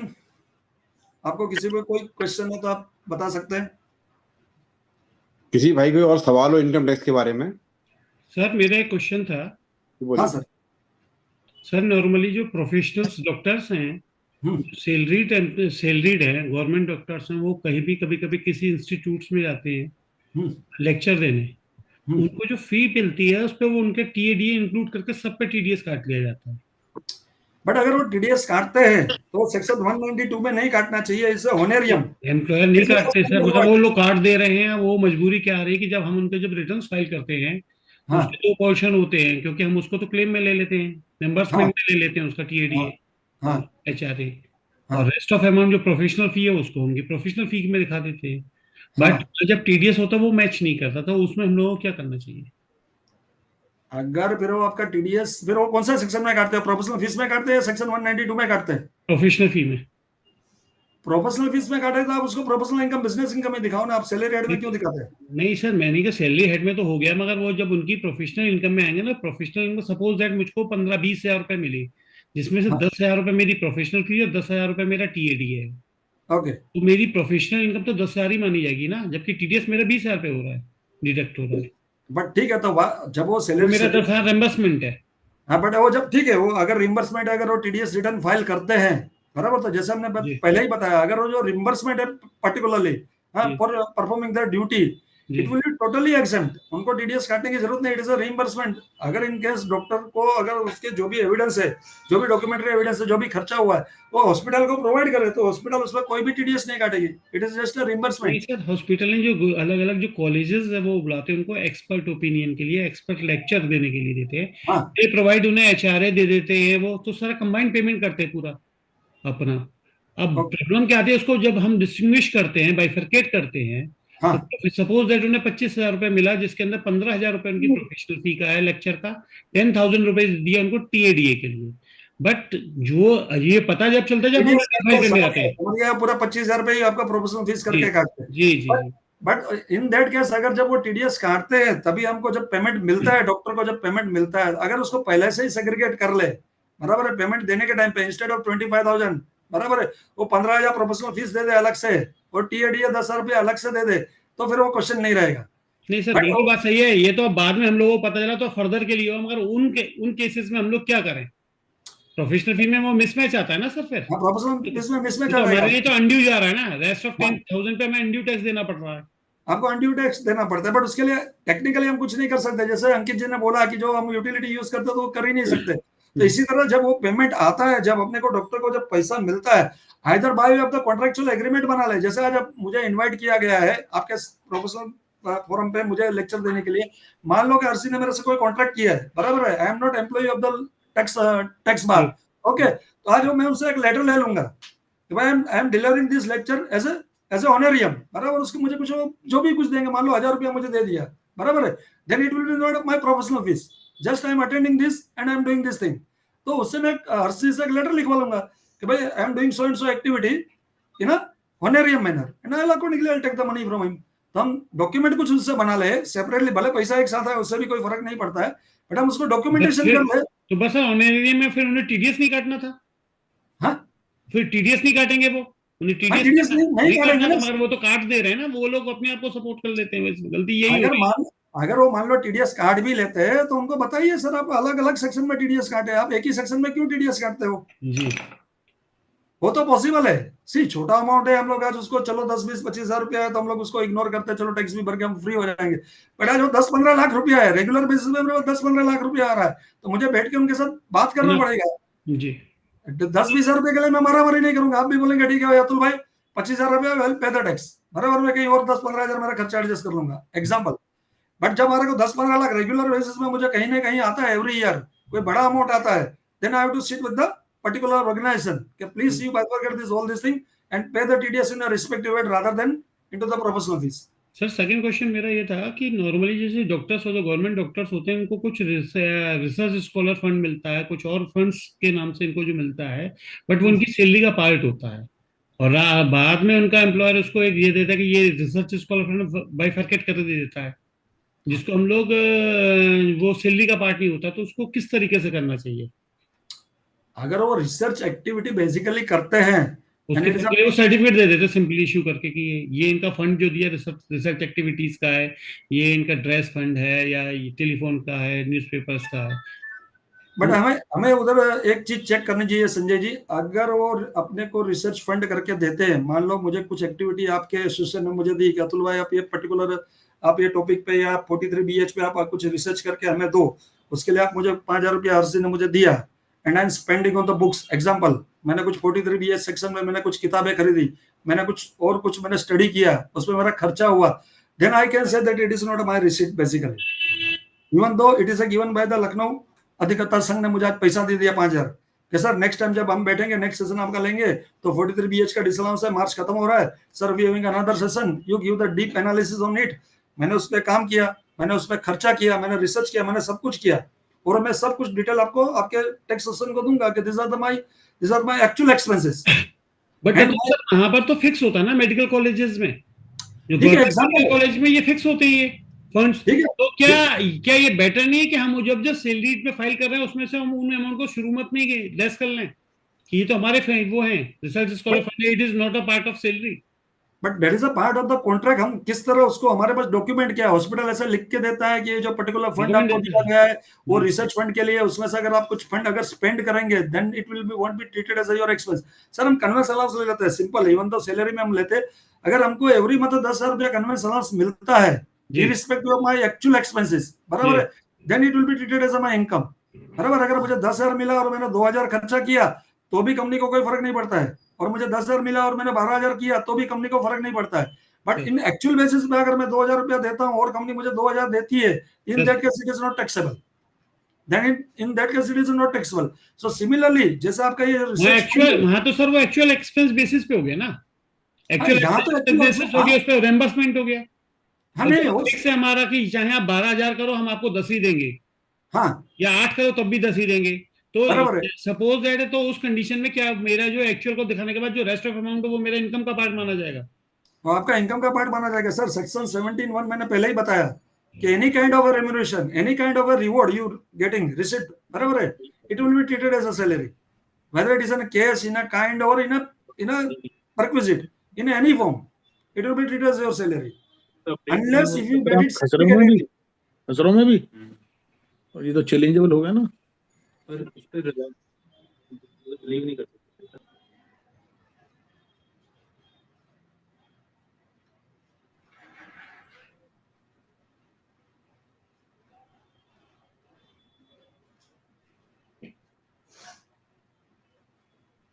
Abdul sir आपकी आवाज नहीं आ रही. हरीश जी, आई एम हियर. आपका कोई भी question है तो आप बता सकते हो. I am waiting for the question. Sir मेरा एक क्वेश्चन है जी. हाँ सर. सर ये मैं ये पूछ रहा था, ये मेडिकल रिम्बर्समेंट का जो इशू रहता है, जैसे एक रिटायर्ड आदमी पेंशन ले रहा है, हाँ, अब पेंशन लेने के बाद कहीं गवर्नमेंट में चूंकि एम्प्लॉय रहा है तो उसको एक मेडिकली रिम्बर्समेंट मिलता है साल में यदि कोई ट्रीटमेंट कराता है, हाँ, तो उसको जो है एग्जेम्पशन में माना जाएगा, जबकि वो आता तो प्रॉपर चैनल से ही है, व्हाइट मनी के रूप में ही आता है उनके पास. हाँ, तो उसे टैक्सेबल में ही जोड़ रहेगा, या चूंकि रिम्बर्स हो रहा है, मैंने पहले खर्च किया है उसको, वो मुझे मिल गया. तो मेरे हिसाब से अगर वो न्यू रेजिम में तो नहीं बैठेगा, बट ओल्ड रेजिम में बैठ जाएगा. अगर वो पैसा आता है तो सेक्शन 80D में किधर उनके एडिशनल बेनिफिट दिए गए सीनियर सिटीजन के लिए या गवर्नमेंट एम्प्लॉय के लिए, उधर हम पहले इनकम ऑफर करके बाद में हम उसका एग्जाम डिडक्शन क्लेम कर सकते हैं 80D में. हाँ, मैं बता दूंगा, एग्जैक्ट सेक्शन आपको बता दूंगा. There is a medical treatment के लिए बेनिफिट है, मेडिकल बेनिफिट है. है. न्यू रेजिम में भी है, न्यू में भी है. न्यू रेजिम में अवेलेबल नहीं है, वो चैप्टर 6 में कवर हो रहा है. ओल्ड रेजिम में, न्यू रेजिम में नहीं अवेलेबल. वो अच्छा, न्यू रेजिम में तो सब निकाल दिया सर, बेसिकली गवर्नमेंट का इंटेंशन कह रहा सब नए में तो है ही नहीं ना. हाँ, न्यू रेजिम में नहीं है. न्यू रेजिम में वो टैक्सेबल हो जाएगा. नहीं तो उसमें तो जो पहले खर्च कर गया है वो उसको वापस मिल रहा है, रिम्बर्स हो रहा है, तो उसको क्यों टैक्सेबल माना जाए? फिर भी वो गवर्नमेंट सुनने के लिए तैयार नहीं है ना. Basically it is a receipt of any kind from the employer. So medical expense करके सैलरी में किधर भी नहीं दिया गया, वो चैप्टर 6 में आपको बेनिफिट दिया गया है. It is a one kind of perquisite only. Perquisite नहीं, perquisite the part of salary, income में तो आएगा ही आएगा. इनकम में आएगा ही आएगा. हाँ, इनकम में आएगा ही आएगा. बट सेक्शन चैप्टर 6 में ओल्ड रेजिम में उसके लिए डिडक्शन परमिट है, बट न्यू रेजिम में परमिट नहीं है. अच्छा अच्छा अच्छा अच्छा, ठीक है सर, थैंक यू. आपको मैं अर्शदीप साहब का नंबर वगैरह लेके आपको अंकित जी को मैं रिप्लाई करता हूँ exactly. Thank you sir. Thank you. शैल्या madam सवाल पूछ लीजिए अपना. सर मैंने अभी ज्वाइन किया सेंटेक्स से आके. नहीं, इनकम टैक्स पे आपका रहता है ना टॉपिक, के लिए मैंने कहा.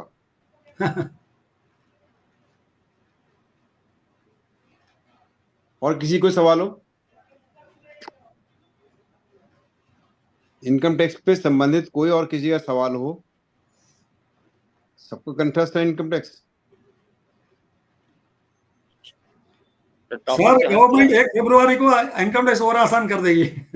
सर टॉपिक से हट जाए, टॉपिक से हट जाए ना, इनकम टैक्स से बात करें, बात तो इनकम टैक्स पे करनी है। जी सर, वही मैं टॉपिक से हट सकता हूँ। हाँ हाँ बोलिए सर, आप पूछ सकते हैं। सर मेरा क्लाइंट है, हाँ सर, वो सऊदीया गया, ओके, एनआरआई, हाँ, और वहां पे उसको सैलरी मिल रही है, बराबर है। लेकिन चूंकि बैंक अकाउंट खुल नहीं पा रहा, वहां पे एक नियम है कि 90 डेज तक ही वो रुकते हैं, उसके बाद 2 दिन के लिए इंडिया भेज देंगे, फिर वो ले लेंगे।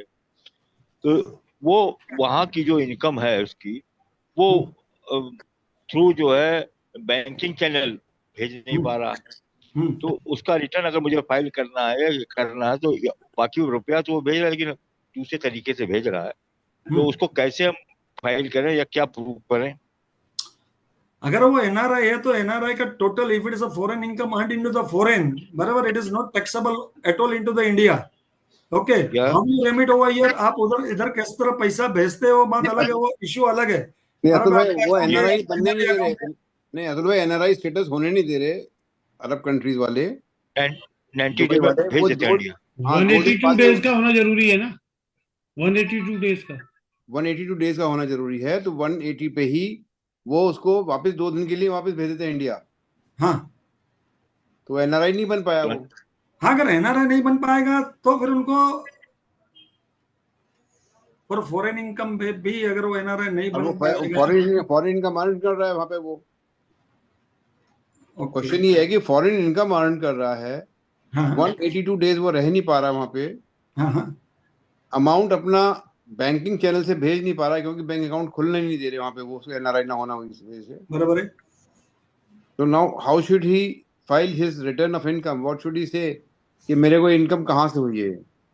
ओके, ठीक है, तो ओके, तो उनके कुछ अपना ब्लॉक पीरियड है, ब्लॉक पीरियड को भी अपने को चेक करना पड़ेगा। 4 साल का ब्लॉक पीरियड रहता है, 4 साल के ब्लॉक पीरियड में वो कितने दिन आउट ऑफ इंडिया है, वो अपने को एक बार चेक करना पड़ेगा। सिर्फ हमको 182 इंटू द करंट ईयर हमें नहीं देखना है जी, हमें 4 साल में देखना है कि 4 साल में उनका स्टेटस क्या है।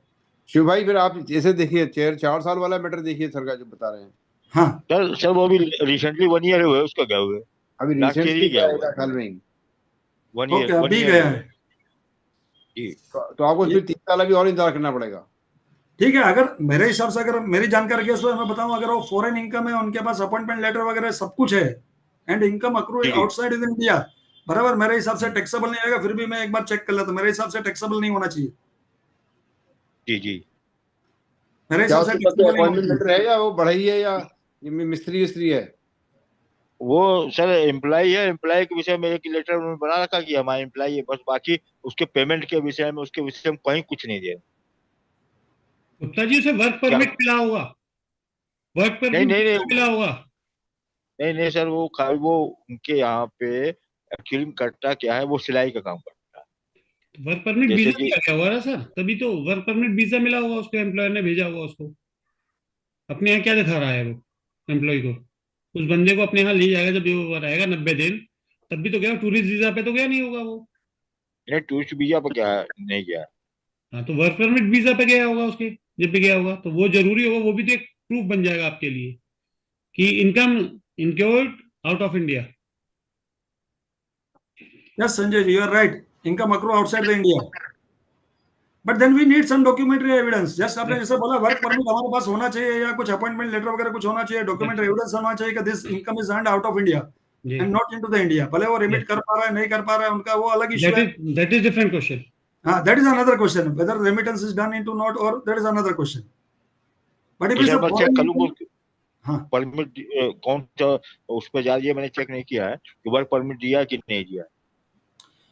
तो सर जी, शिव जी, गोपाल जी, आप एक बार उनको ये उनके डॉक्यूमेंट चेक कर लो बेसिकली, बराबर। जैसा भी मैंने एक एनआरए का अभी रिटर्न फाइल कर रहा था, तो अभी यूटिलिटी काफी बदलाव कर दिया है, काफी छोटी छोटी डिटेल भी आपको देनी पड़ती है। सिर्फ ऐसा नहीं है कि हम पहले हम सिंपल उसको एनआरआई करके रिटर्न फाइल कर देते थे, ऐसा अभी नहीं है। अभी ये लेटेस्ट मैंने अभी एक 6 महीने के पहले एक रिटर्न फाइल किया था, अभी बहुत डिटेल में वो लोग अपने से डिटेल मांग रहे हैं। तो सिर्फ हमें एविडेंस अपने पास होनी चाहिए एनआरआई का रिटर्न फाइल करने के लिए कि एग्जैक्टली अपने पास क्या क्या है, क्या नहीं है, क्या डॉक्यूमेंट्री यूटिलिटी के हिसाब से अपने को चाहिए, आईटीआर का हिसाब से अपने को चाहिए। अगर वो सब अपने पास है then definitely we can take a call. कह रहे हैं सर, बीच में बोल रहे हैं, एक साहब ने मैसेज भेजा है that the income should be earned and received, both conditions to be fulfilled. तो earn भी है, receive भी है, but how to prove it कि ये that income has been earned? वो तो कोई वर्क परमिट हो या कोई वहां पे ऐसा हो उसको लेने का, वो कंडीशन तो बाकी फुलफिल नहीं हो पा रही ना जी। सर अगर उनके पास वर्क परमिट भी रहेगी और वो प्रूव करेंगे कि उनके फॉरेन के बैंक अकाउंट में पैसे गए हुए हैं, then definitely we can save from filing the return. Bank account तो वहाँ खुलने नहीं दे रहे ना एक्चुअली। कैसे यहाँ पे हमारे उनको पैसा आधार आते हैं, उनको कार्ड पैसा कैसे मिलता है, उनको उधर फॉरेन में पैसा कैसे मिलता है? डायरेक्ट इंडियन अकाउंट में डालते हैं, नगद दे दो, cash cash cash cash. Gupta ji Western Union के थ्रू भेज रहे होंगे, किसी के थ्रू तो भेज रहे होंगे। वहां पे जो उन्हें मिल रहा होगा ओमान में, वहां पे तो अलग वहां की करेंसी में मिल रहा होगा, ओमानियन। सर वो इंटरनेशनल लेवल पे एक दूसरा लेवल चलता है। आप जिस अकाउंट में कहिए, जहाँ कहिए। मैं समझ गया सर। वो तो फिर वो अब यहाँ उसको करना है तो वो तो आपको वैसे सर वहां पर भी जो ये आईसीआईसीआई बैंक है या एचडीएफसी बैंक है, उनकी भी ब्रांचेस है, उसके थ्रू भी वो पेमेंट रेमिट कर सकते हैं सर। वो करना भी क्या है, that is different thing sir. नहीं वो बैंक अकाउंट ओपन ही नहीं हो पा रहा ना। अकाउंट नहीं ओपन होगा, मगर ये ट्रांसफर तो किया जा सकता है ना इंडिया के अकाउंट में, वहां से डीडी के वहां से ट्रांसफर हो जाते हैं पैसे सर। वहां से रुपया ट्रांसफर हो जाता है अपने बैंकों से विदाउट एनी अकाउंट। वो चार्ज लेते हैं सर, वो पूरा ट्रांजेक्शन पूरा आता है, वो तो दिखाता है इनकम टैक्स में। टीडीएस भी करता है सर उस पे, मनी एक्सचेंजर करता है, मनी एक्सचेंजर करेंगे, टीडीएस भी करता है उस पे ऊपर बकायदा। और वो आप बाकायदा दिखाते हो उसमें, जो टीडीएस करता है आप क्लेम भी करते हो उसके बाद। जैसे इंडिया में अपना रेमिटेंस है, रेमिटेंस अपन 7 लाख के ऊपर करते हैं तो अपने को टीडीएस काटना पड़ता है। बिल्कुल बिल्कुल ऐसा। और किसी को सवाल हो? इनकम टैक्स पे किसी को सवाल नहीं दिखाई दे रहा?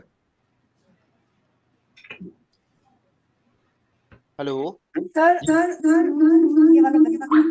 चलिए मैडम, पहले एक सिस्टम मेरी बंद एक पार्टी है, वो जॉब कर रही है वहां पर सऊदी में जी। तो वो उस पैसे से इंडिया में जमीन खरीदता है, फिर उसको रेंट पर देता है, तो उसका क्या करें? रेंट की इनकम दिखाए रहे हम। रेंटल इनकम टैक्सेबल हो जाएगी इंडिया में।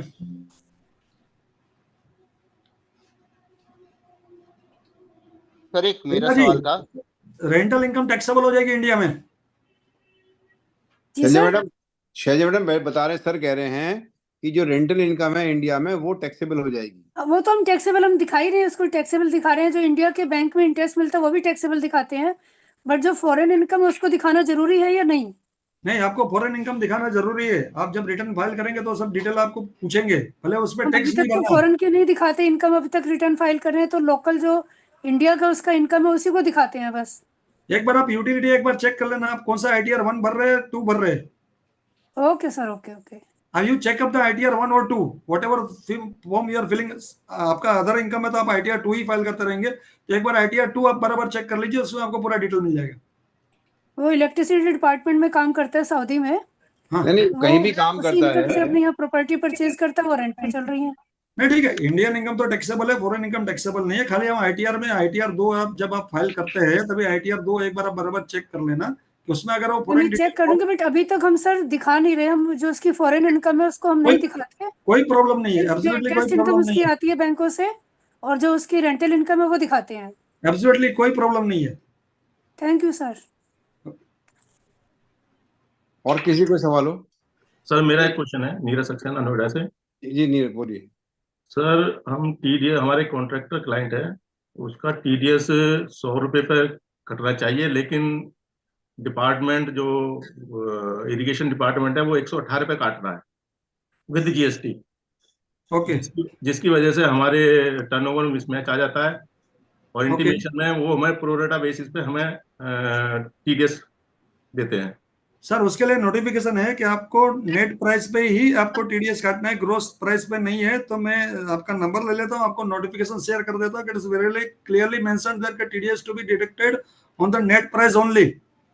लेकिन गलती डिपार्टमेंट कर रहा है, इरिगेशन डिपार्टमेंट कर रहा है, तो उसका हमारा टीडीएस जो नहीं मिल रहा, उसके लिए सर हम वो क्या आप करें डिपार्टमेंट से? सर्कुलर डिपार्टमेंट को दिखा दीजिए ना। आप सर्कुलर भी दिखा दीजिए, और जब आप अगर ऑडिट करते रहेंगे, जैसा आप बोलते हैं बड़ा काम है, बराबर है, तो जब हम ऑडिट टैक्स ऑडिट करते हैं तभी हम नोट लिखते हैं कि whether we are following the exclusive system of accounting और इंक्लूसिव सिस्टम ऑफ अकाउंटिंग। अगर आप एक्सक्लूसिव सिस्टम ऑफ अकाउंटिंग आप करते हैं तो आप नोट भी लिखते हैं कि our account is maintain on the exclusive system of accounting, so there is a mismatch into the gross receipt because GST component you are claiming as ITC and not as a cost.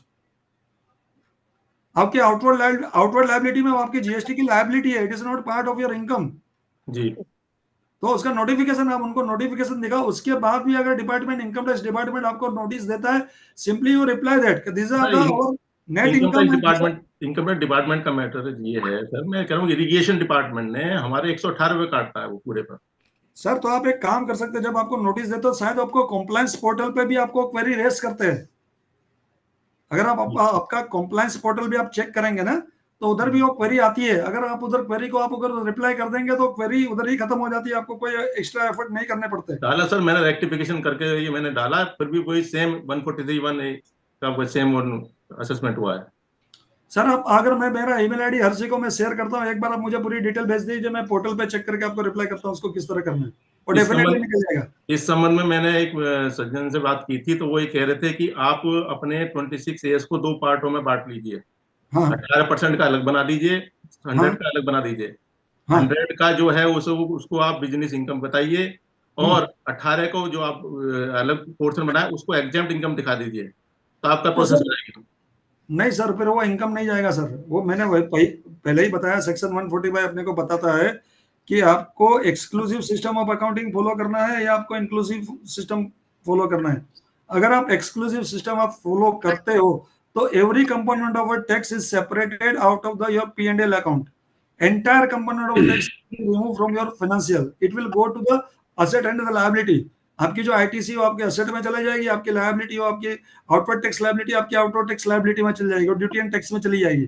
But अगर आप inclusive system follow करते हो, अगर आपको लगता है इतना ही problem है, तो आप इंक्लूसिव सिस्टम फॉलो कर सकते हो। आप पूरा 118 रुपया आप अपनी रिसीट बता सकते हो। तो सर मैं कुछ बोल सकता हूँ उसमें सर? हाँ परमिट करें? Yes sir definitely. Sir basically क्या है कि जीएसटी जो भी जहां जीएसटी के टेन्योर्स के अंदर क्या है कि जहां पर जो भी हमारा कॉन्ट्रैक्टी मुझको पेमेंट करेगा वो विद टैक्स, क्योंकि जो मैं उसको बिलिंग इनवॉइस करता हूँ उसका उसे कंप्लीट पेमेंट करना होता है। उसके अंदर आपका 18% टैक्स जुड़ा होता है। वो टोटल का जो पेमेंट करते हो उसके पेमेंट पे उनको टीडीएस काटना है। बट नीरज सर आप जो रिटर्न फाइल करते हो अपना क्या, तो वो तो इनकम आप अपना जो बिलिंग करोगे उसी को तो मानोगे ना आप अपनी। 18% तो आपने चार्ज किया टैक्स, वो डिपार्टमेंट को जमा किया। जी ठीक है, तो भले ही वहां पर यदि कटकर आ रहा है, बट आपकी जो इनकम है वो तो आपकी जो आपने वर्क कॉन्ट्रैक्ट सर्विसेज में जो बिल किया आपने वही मानी जाएगी ना। 100 रुपए मानी जाएगी ना? है 100 रुपए ही तो इनकम मानी जाएगी। हाँ तो 100 रुपए ही मानिए, आप 100 रुपए पे रिटर्न फाइल करेंगे। 100 रुपए रिटर्न फाइल कर रहे हैं, लेकिन 26 से 118 रुपए उठा रहा है वो। ठीक है, तो तो 118 वहां पर जब आपको वो आएगा तो आप वहां पर बिल दे देंगे पूरी दिखा के कि ये मेरा 18% जीएसटी का कंपोनेंट है। सर मैंने दिया अभी, हाँ सेम असेसमेंट कर दिया, सेम। नहीं असेसमेंट कहाँ, वहां पर तो आप मतलब 143 में 160 में लगाइए, वहां पे वो लगाइए, 152 लगाइए, 151 हाँ लगाइए। आप उसमें कहिए कि इस कंपोनेंट पे नहीं है, वहां असेसमेंट थोड़ी हो रहा, वो तो सीबीसी कर रहा है इस टाइम। ठीक है सर। आप उसमें आप एक एप्लीकेशन आप अपने उसको दे सकते हो, आप एओ को दे सकते हो जी, क्योंकि आपके पास तो सारा चीज लगा होगा ना, क्योंकि जो बिलिंग आप कर रहे हो उस पर 18% वो बिल्कुल सर। और जो आपका कॉन्ट्रैक्टरी है उसको पेमेंट उसकी भी मजबूरी तो उसे टोटल पेमेंट पे टीडीएस काटना है। जी टोटल पेमेंट पे वो होता काटता है, वही मिसमैच है आपका। जी बिल्कुल। आप दोनों को कंपैरिजन बना के दे देंगे कि विदाउट मेरे टैक्स की मेरी जो वर्क कॉन्ट्रैक्ट की मेरी वैल्यू ये है, इस पर 18% टैक्स है, टोटल ये बन गया, इस पे इन्होंने पेमेंट काटा, रिटर्न में फाइल कर रहा हूँ अपनी सर्विसेज के साथ अपने आप हो जाएगा। ठीक है सर, आप दे दीजिए। Thank you.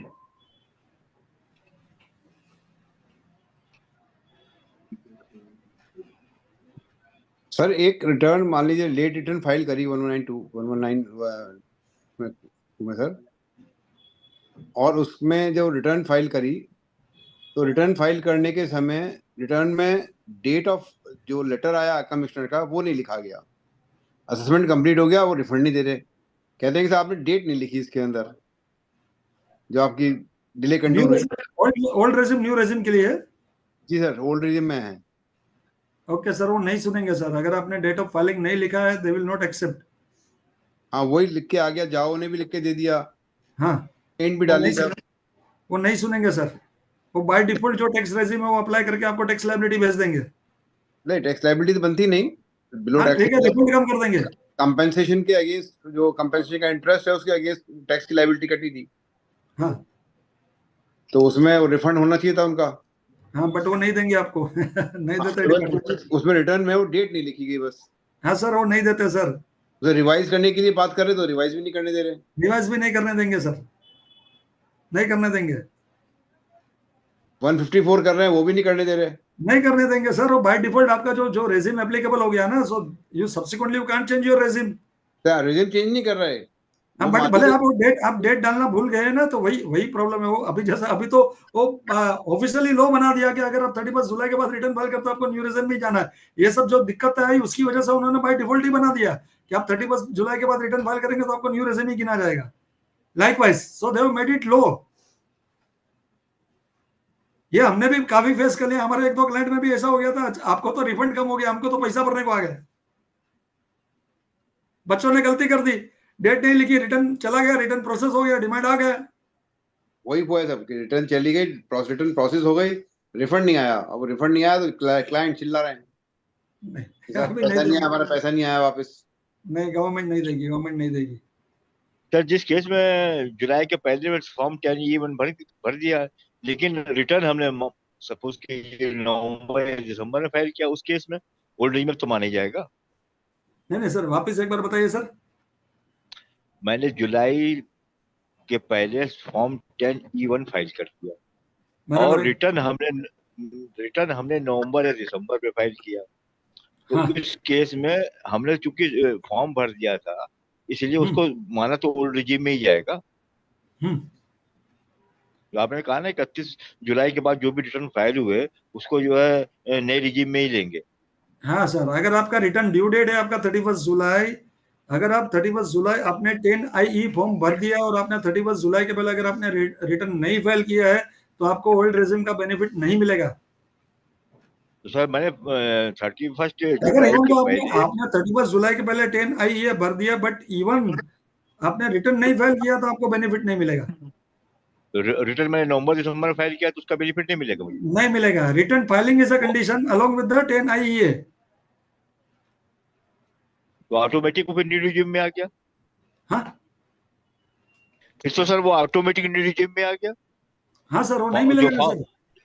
जो फॉर्म हमने 10E1 भरा तो उसका कोई बेनिफिट ही में नहीं मिला। उसका कोई वैलिडिटी नहीं, उसका कोई मतलब नहीं है सर। अदरवाइज क्या होगा, जैसे आपने बताया सब लोग 10IE जुलाई के पहले क्या होता है सर, मैं प्रैक्टिकली बताता हूँ। सब क्या करेंगे, सबको बेनिफिट लेना है, 31 जुलाई को बराबर 10IE फॉर्म भर देंगे, रिटर्न आराम से भरेंगे 2 महीना 3 महीने के बाद।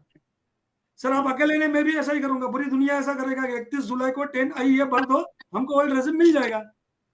अब सिर्फ एक टूल बन जाएगा सर। आपके किस्से में तो एक आधा किस्सा है, but otherwise public take it as a tools कि भाई 10IE 31 जुलाई को। काफी टाइम क्या होता है सर जी कि हम लोग टाइम पे रिटर्न नहीं भर पाते, काफी प्रेशर रहता है हम लोग पे काम करने का, तो हम लोग क्या करेंगे, चलो रिटर्न तो नहीं भरते, 10IE भर दो, डाल दो, हम रिटर्न बाद में फाइल करेंगे। सर मैं परमिशन है बात करूं जरा? अरे सर डेफिनेटली। सर मैं कह रहा था इस केस में रिवाइज रिटर्न नहीं होगा फिर, जो एक्चुअली जब इन्होंने ओल्ड रेजिम को भर दिया है हाँ 10I के बाद नवंबर दिसंबर में, तो इसके लिए रिवाइज नहीं कर सकते अब, क्योंकि उसमें तो 2 साल का टाइम होता है एक्स्ट्रा भी उसको पेमेंट करने का। रिवाइज रिटर्न फाइल करने के लिए आपके पास टाइम है, बराबर है, बट आपको अगर 10IE का बेनिफिट लेना है तो आपको 31 जुलाई के पहले रिटर्न फाइल करना है। नहीं वो मैं नहीं कह रहा सर, मैं कह रहा हूँ यदि न्यू रेजिम में भी ये आ ही जाएंगे तो डिफेक्ट रिटर्न तो हो गया, 139(9) आ जाएगा। हाँ 139(4) में चला जाएगा डिफेक्टिव नोटिस। हाँ तो 139(4) में आ जाएगा, तो इनको फिर भरना ही पड़ेगा। तो इससे पहले ये क्या इनको रिटर्न जो है रिवाइज कर देना चाहिए। हाँ तो रिवाइज कर देना चाहिए ना। मैं तो 148 क्या आपका अगर 139(4) में जाता है तो डेफिनेटली आपको न्यू रेजिम में ही जाना है। जी जी जी जी।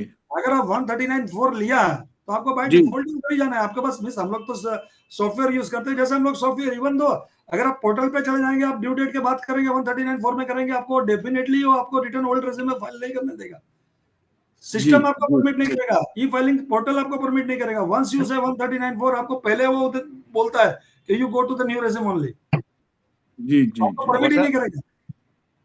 सर अगर बीटा रिटर्न फाइल किया है एक बार वापस बिलो बताइए सर। 5 लाख, बिलो सर 5 अगर lakh, below 5 lakh BTL return file below किया देन उस बिलो 5 लाख आपकी इनकम है। बीटीएल कह रहे थे जी बिलो अगर टैक्सेबल लिमिट अगर रिटर्न फाइल किया है, हाँ उनका तो कहना टैक्स है कि लाइबिलिटी कुछ नहीं बनेगी सर, तो टैक्स लाइबिलिटी तो कुछ नहीं बनेगी। 1000 रुपया लेट फीस लग जाएगा, बस 1000 रुपया लेट फीस लग जाएगा और कुछ नहीं होगा। जी सर 234F में हाँ तो 24 जी है, सर 1000 रुपया पेनल्टी, 1000 या 5000 जैसे भी आपका रहेगा, डिपेंड अपॉन योर वो जी टाइम है 5 जी से ऊपर है। यस हाँ यस सर। वो लेट फीस सब लग जाएगा। मेरे ख्याल से और किसी का सवाल बाकी नहीं, सबके क्वेश्चन पूरे हो गए हैं। तो मैं सर मेरे को सर मेरे को ये पूछना है कि क्या हम किसी भी साल में चेंज कर सकते हैं न्यू रिजीम से ओल्ड रिजीम? हाँ एवरी ईयर आप चेंज कर सकते हैं। सर अच्छा, ऐसा नहीं है कि once we opted new regime then we cannot change it. Business income के लिए आप चेंज नहीं कर सकते, बाकी सब के लिए आप कर सकते हैं। ठीक है sir. Business Thank you. income is not permitted. Once you select the new regime under the business head, you won't be allowed to change subsequently. And for salary purpose? You can change every year. Business में भी salary में भी दोनों में? Business में नहीं permit है, salary अच्छा में परमिट है, इनकम फ्रॉम अदर सोर्सेज में परमिट है, एक्सेप्ट बिजनेस इनकम। बाकी सब हेड में आपको परमिट है, आप चेंज कर सकते हो। But once you opt for the business income, subsequently it is not allowed you to change the regime. Thank you sir, thank you. अभी मेरी सर देखिए वो एक्सपोर्टर है, वो कहते चेंज कर दो इस साल। बिजनेस इनकम में परमिट नहीं है। Thank you sir. Excuse me sir, business income में वन टाइम हो सकता है change sir? One time miss, एक बार आपने चेंज कर दिया, बाद में आप नहीं कर पाएंगे ना। मैं वही बोल रहा हूं। मतलब मान लीजिए इस बार हमने न्यू रिज्यूम लिया है तो नेक्स्ट ईयर हम ओल्ड रिज्यूम में जा सकते हैं। एक बार आप ओल्ड रेजिम में चले जाएंगे तो आपको वापस न्यू रेजिम में आने को नहीं मिलेगा। Yes of course. एक बार one time option is available, one time in business. Subsequently it is not allowed. Yes sir, yes of course. Okay, मेरे सबके सवाल पूरे हो चुके हैं। तो मैं पृथ्वी जी से रिक्वेस्ट करूंगा, पृथ्वी असोल जी बैतूल मध्य प्रदेश से, कि आज का वोट ऑफ थैंक्स करें सर का। फिर हम राष्ट्रगान करेंगे। आप राष्ट्रगान पे सभी से रिक्वेस्ट है अपने सीटों पे प्लीज खड़े हो जाइएगा और अपने माइक्रोफोन म्यूट रखें। पृथ्वी जी। जी नमस्कार भाई साहब। नमस्कार। सभी अधिवक्ता मित्रों को मेरा बहुत सारा नमस्कार जो इस वेबिनार में शामिल हुए हैं। मैं सभी का इस वेबिनार के समापन की सुंदर सी बेला में स्वागत करता हूं। समापन की इस बेला में मैं आज के हमारे मुख्य वक्ता सरस्वती पुत्र श्री अतुल जी मेहता का हमारी ओर से, हमारे अधिवक्ता मित्रों की ओर से बहुत बहुत धन्यवाद, आभार व्यक्त करना चाहेंगे। और इसके अलावा मैं चाहूँगा श्री मेहता जी को कि आज जो आपने हमारा ज्ञान अर्जन किया है, हमें इतना नॉलेज दिया है, इनकम टैक्स में जो हमें पढ़ाया है, इसका हम हमारी मित्र टोली मातृशक्ति की ओर से बहुत आभार व्यक्त करते हैं। सर आपको बहुत बहुत धन्यवाद जो आप आज हमारे वेबिनार में आए और हमारा ज्ञान अर्जन किया। आभार सर आपका, धन्यवाद। मैं भी आपका बहुत बहुत सबका बहुत आभारी हूँ, आपके संगठन का बहुत आभारी हूँ। बचपन में ये सिखाया गया था कि सरस्वती देवी है, अगर आप नॉलेज शेयर करोगे तो आपका नॉलेज बढ़ता है। तो मेरे लिए बहुत खुशी की बात है कि आपको सबको मिलके, ये मेरे लिए बहुत खुशी का अवसर है कि मैं आप सबको मिला, आप सबसे परिचय हुआ, आपसे ज्ञान अर्चन किया, आप इंटरनल एक दूसरे से हमने ज्ञान अर्चन किया। इसके लिए मुझे भी बहुत बहुत खुशी है आप सबको मिलकर। Thank you very much to all of you once again. Harsh ji, Deepak ji को भी मैं बहुत बहुत धन्यवाद कहता हूँ। आपकी पूरे सब मेंबर को भी मैं धन्यवाद कहता हूँ। कोई मेरे से क्षति हुई है तो मैं आपसे क्षमा चाहता हूँ। फिर भी आप मुझे पर्सनली कुछ भी आपके क्वेश्चन है तो आप हमें पूछ सकते हैं। सर आपका मोबाइल नंबर दे दीजिएगा, कभी गाड़ी अटक जाए तो। जी सर। मैं हर्ष जी को मैं मोबाइल पे उनको शेयर कर देता हूँ, तो आपको शेयर कर देंगे। जी बिल्कुल सर। ठीक है, जी धन्यवाद सर। बहुत दिन बाद हमने इनकम टैक्स का लेक्चर सुना भी है सर। अभी जीएसटी से सुन रहे थे। अभी मैडम का भी, शैलजा मैडम का भी रिक्वायरमेंट थी कि इनकम टैक्स पे एक लेक्चर हो जाए, तो आपने आज हमारी वो डिजायर फुलफिल कर दी सर, इसके लिए धन्यवाद आपका। जरूर सर सर, हम वापस भी मिलेंगे। पृथ्वी जी, हम जैसे 43 बहुत इंपॉर्टेंट एक प्रोविजन है जो राइट सर। 31 मार्च को एप्लीकेबल होता है। वो बिजनेस कम्युनिटी के लिए वो बहुत बड़ा वो वर्किंग कैपिटल पूरा एडवर्सली इफेक्ट करता है। अगर हर्ष जी से मैं बात कर लूंगा, अगर वापिस अगर अपने को मौका मिला तो हम सेक्शन 43BH पे हम वापस बात करेंगे। सर जो बजट में नए चेंजेस आए हैं इसके ऊपर भी डिस्कशन होना चाहिए, क्योंकि हम लोग तो इतना ज्यादा जानकारी नहीं रखते, आपके थ्रू हम लोगों को ज्यादा जानकारी मिल पाती है।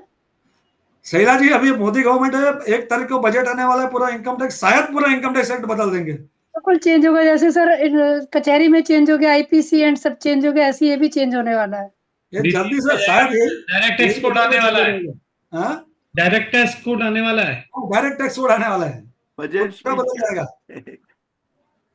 ऐसा। अभी सिर्फ अपने को 2 महीना ही काम करना है ओल्ड एक्ट में, शायद 1 अप्रैल से नया काम करना पड़ेगा। सर शनिवार का हम वैसे इंतजार करते हैं सर, हमारा एक छोटा सा परिवार जैसे बड़ा परिवार है वैसे होल इंडिया का, और ये 2 घंटे का नॉलेज रहता है सर, वो हमारे वर्किंग में बहुत इफिशियंसी लाता है। बजट के बाद सेमिनार जी, थैंक ये यू सर, परिवार से धन्यवाद। मिलकर मुझे बहुत खुशी हुई। रियली आई अप्रिशिएट कि this kind of a conference, this kind of a session is a very knowledge sharing in fact for all of us. I'm not saying I'm a knowledgeable or you are not knowledgeable, but it is an interactive knowledge sharing with each other. तो ये हमारे लिए भी खुशी की बात है। मेहता साहब, से जुड़े हुए मेहता सब एक साहब, साथ। हाँ मेहता साहब, इजाजत दें तो 2 शब्द कहूं। हाँ अरे डेफिनेटली सर। सर मैं इसमें एक बात और कहूंगा आपसे कि ये हमारा जो वेबिनार है इर्रेगुलर नहीं है आज तक भी, और मुझे लगा है कि कम से कम कोरोना पीरियड से शुरू हुआ और हर सैटरडे फिक्स है, चाहे कहीं कोई कुछ भी हो रहा हो, लेकिन ये वेबिनार हर्ष भाई साहब के माध्यम से बिल्कुल रेगुलर चल रहा है। और मुझे लग रहा है कि हमारे इंटरनेशनल गिनीज बुक में ना पहुंच जाए इसका नाम, क्योंकि ये आज तक कभी ब्रेक नहीं हुआ है। सर सुधीर जी, ये डेफिनेटली अपने गिनीज बुक के रिकॉर्ड में आएगा। आई विल ज्वाइन दिस संगठन में, या संगठन का मैं भी हर्ष जी से उनकी लिंक लेके I will become the member of this संगठन। Thank you sir, thank you. Bombay, हम जितने भी बॉम्बे में हमारे फ्रेंड सर्कल है, चार्टर्ड अकाउंटेंट है, will request them to join this संगठन also. It is a very nice activity, it is carrying on at a very remote place. We are into Bombay, हमारे लिए तो बहुत रेगुलर बात है, बट आप जो लखनऊ में बैठ के, आप उत्तर प्रदेश में बैठ के ये जो एक्टिविटी कर रहे हो, बहुत एक्टिविटी अच्छी है। I appreciate and I respect all of you. ये बहुत इसका सब श्रेय हर्ष भाई साहब को जाता है सर। हर्ष जी हमारे भाई साहब हैं, सारा श्रेय इनको ही जाता है, इनकी टीम को जाता है। उसमें से हम एक हर्ष भाई के है, रूप में हैं। सबको हर्ष करवाते हैं। हर्ष भाई का नाम ही में उसके गुण है, हर्ष करवाते हैं सबको। यही बात है सर। ये तो वर्षा कर रहे हैं, ज्ञान गंगा की वर्षा कर रहे हैं आप जैसे लोगों के माध्यम से।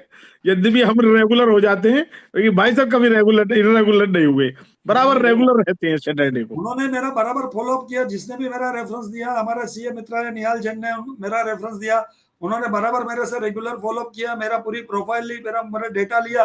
दीपक सर ने भी मेरे से कोऑर्डिनेट किया। अच्छा कोऑर्डिनेशन है हर्ष जी का, दीपक जी का, आपकी पूरी टीम का।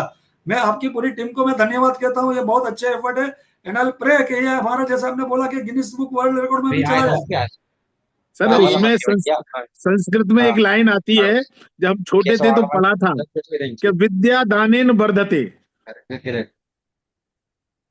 इसके अलावा मैं भी सर कुछ कहना चाहता हूँ। एक श्रेय और जाता है सर हमारे हर्ष साहब को, क्योंकि सर इनके वजह से हम एम्पावर होते हैं और हमारी फैमिली चलती है। तो जितना पुण्य एक्लूमेट होता है सर, पर सारा पुण्य संगठन होके हर्ष साहब को जाता है। इसके लिए सर बस ये मोदी जी को मत बताना, उसमें भी जीएसटी लगा देंगे।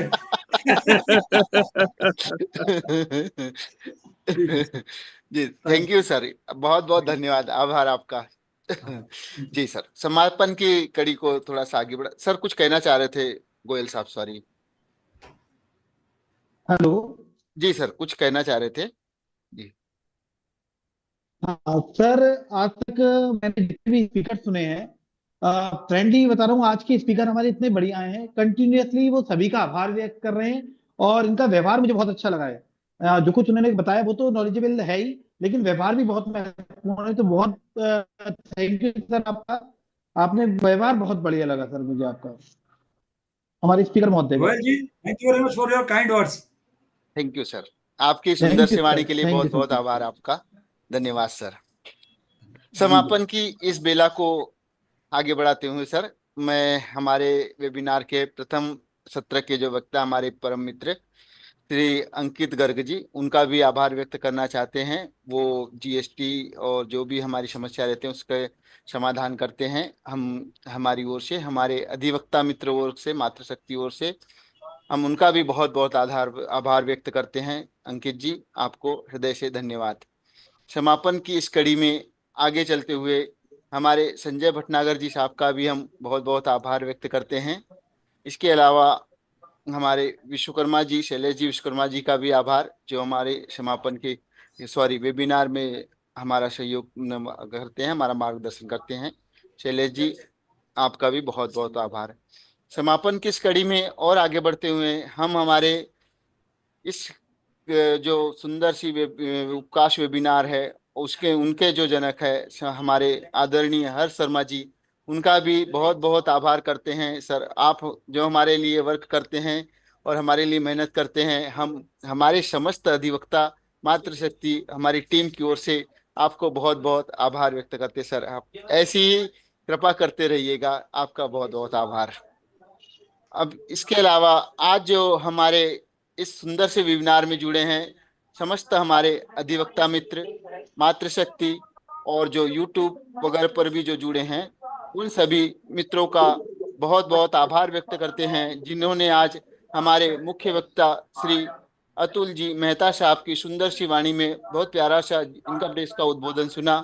आपके धैर्य के लिए आपको प्रणाम, सभी को प्रणाम और सभी का बहुत बहुत आभार। सभी को धन्यवाद व्यक्त करते हुए अब समापन पे हम चाहेंगे आज राष्ट्रगान के लिए सब अपनी सीट पर खड़े हो जाएं। राष्ट्रगान। जन गण मन अधिनायक जय हे भारत भाग्य विधाता, पंजाब सिंध गुजरात मराठा द्राविण उत्कल बंगा, विंध्य हिमाचल यमुना गंगा, उच्छल जलधि तरंगा, तब शुभ नामे जागे, तब शुभ आशीष मांगे, गाये तव जय गाता। जन गण मंगलदायक जय हे भारत भाग्य विधाता, जय हे जय हे जय हे जय जय जय जय हे। भारत माता की जय। गणतंत्र दिवस की पूर्व संध्या है सर। मैं अपनी ओर से, समस्त अपने अधिवक्ता मित्रों की ओर से कल आने वाले गणतंत्र दिवस की सभी को बहुत बहुत हार्दिक मंगल शुभकामनाएं देता हूं। कल का दिन सब जी हमारी तरफ से भी आपको बहुत बहुत शुभकामनाएं करते हैं। आपको सबको बहुत सारी शुभकामनाएं। Thank you very much everyone. सभी समाज को शुभकामनाएं। आज हमारे प्रांतीय महामंत्री जी भी आए हुए हैं, मैं चाहूंगा वो भी दो शब्द बोल दें अपने आज गणतंत्र दिवस की पूर्व संध्या पर। सभी वेबिनार में उपस्थित मेरे बड़े भाई, छोटे भाई, सभी को मेरा प्रणाम। ये जो भी कार्यक्रम चल रहा है वेबिनार के, हमारे बड़े भाई हर्ष शर्मा जी की ही देन है, बाकी हम सब तो उसके एक नुमाइंदे हैं। इनकी यदि ये कठिन मेहनत ना होते चलना संभव नहीं था। अब इनकी इतनी कठिन मेहनत हो चुकी है कि अब ये निरंतर चलता ही रहेगा। मैं सभी अपने अधिवक्ता भाइयों को एवं आज के हमारे मुख्य वक्ता अतुल जी को मैं सबको प्रणाम करता हूं तथा गणतंत्र दिवस की शाम को सभी को गणतंत्र की शुभकामनाएं अर्पित करता हूं। सब स्वस्थ रहें, मस्त रहें, सब एक होकर रहें और भारत का नाम हमेशा ऊंचा रहे, हमारा झंडा हमेशा ऊंचा रहे। सभी को मेरा पुनः नमस्कार, प्रणाम। Thank you very much everyone. अगले सप्ताह फिर मुलाकात होगी। जी सर, मेरे को एक चीज पूछनी थी। जो 122 जो हम एप्लीकेशन डाल रहे हैं उसमें SPL 02 उसमें वो कहते हैं सर्टिफाइड कॉपी ऑर्डर की लगाओ, तो अब इसको PDF फाइल को निकाल के साइन करा के पार्टी के फिर अपलोड करना पड़ेगा। संजय भाई हैं, चले गए संजय भटनागर जी? संजय जी या अंकित जी बताएं। सेल्फ सर्टिफाइड करनी है, आप उससे PDF निकाल के ना, तो और प्रिंट अधिकारी निकाल उसके के पार्टी के साइन करा के फिर दोबारा से PDF बना के तब अपलोड होगी। तो एक सीटीओ से पूछा, कहने कि आप ऐसे अपलोड कर दो, मैं देख लूंगी। मैंने कहा ठीक है, फिर मैंने छोड़ दिया, नहीं, किया अगर वो अप्रूव कर देते हैं तो कोई दिक्कत नहीं, आप ऐसे भी अपलोड कर सकते हैं, क्योंकि लेकिन वो ये तो इन्होंने पोर्टल से ही जो डाउनलोड हो रही है, लेकिन उस पर जो लिखा है वो सेल्फ हाँ सर्टिफाइड कॉपी लिखा है। तो मतलब वही प्रिंट आउट करके पार्टी को बुलाना पड़ेगा, साइन करवा के फिर PDF बनाए हर पेज पे, जी जी जी जी जी, फिर डालें उसमें। हाँ जी। ओके जी, थैंक यू भाई। Thank you very much everyone. अगले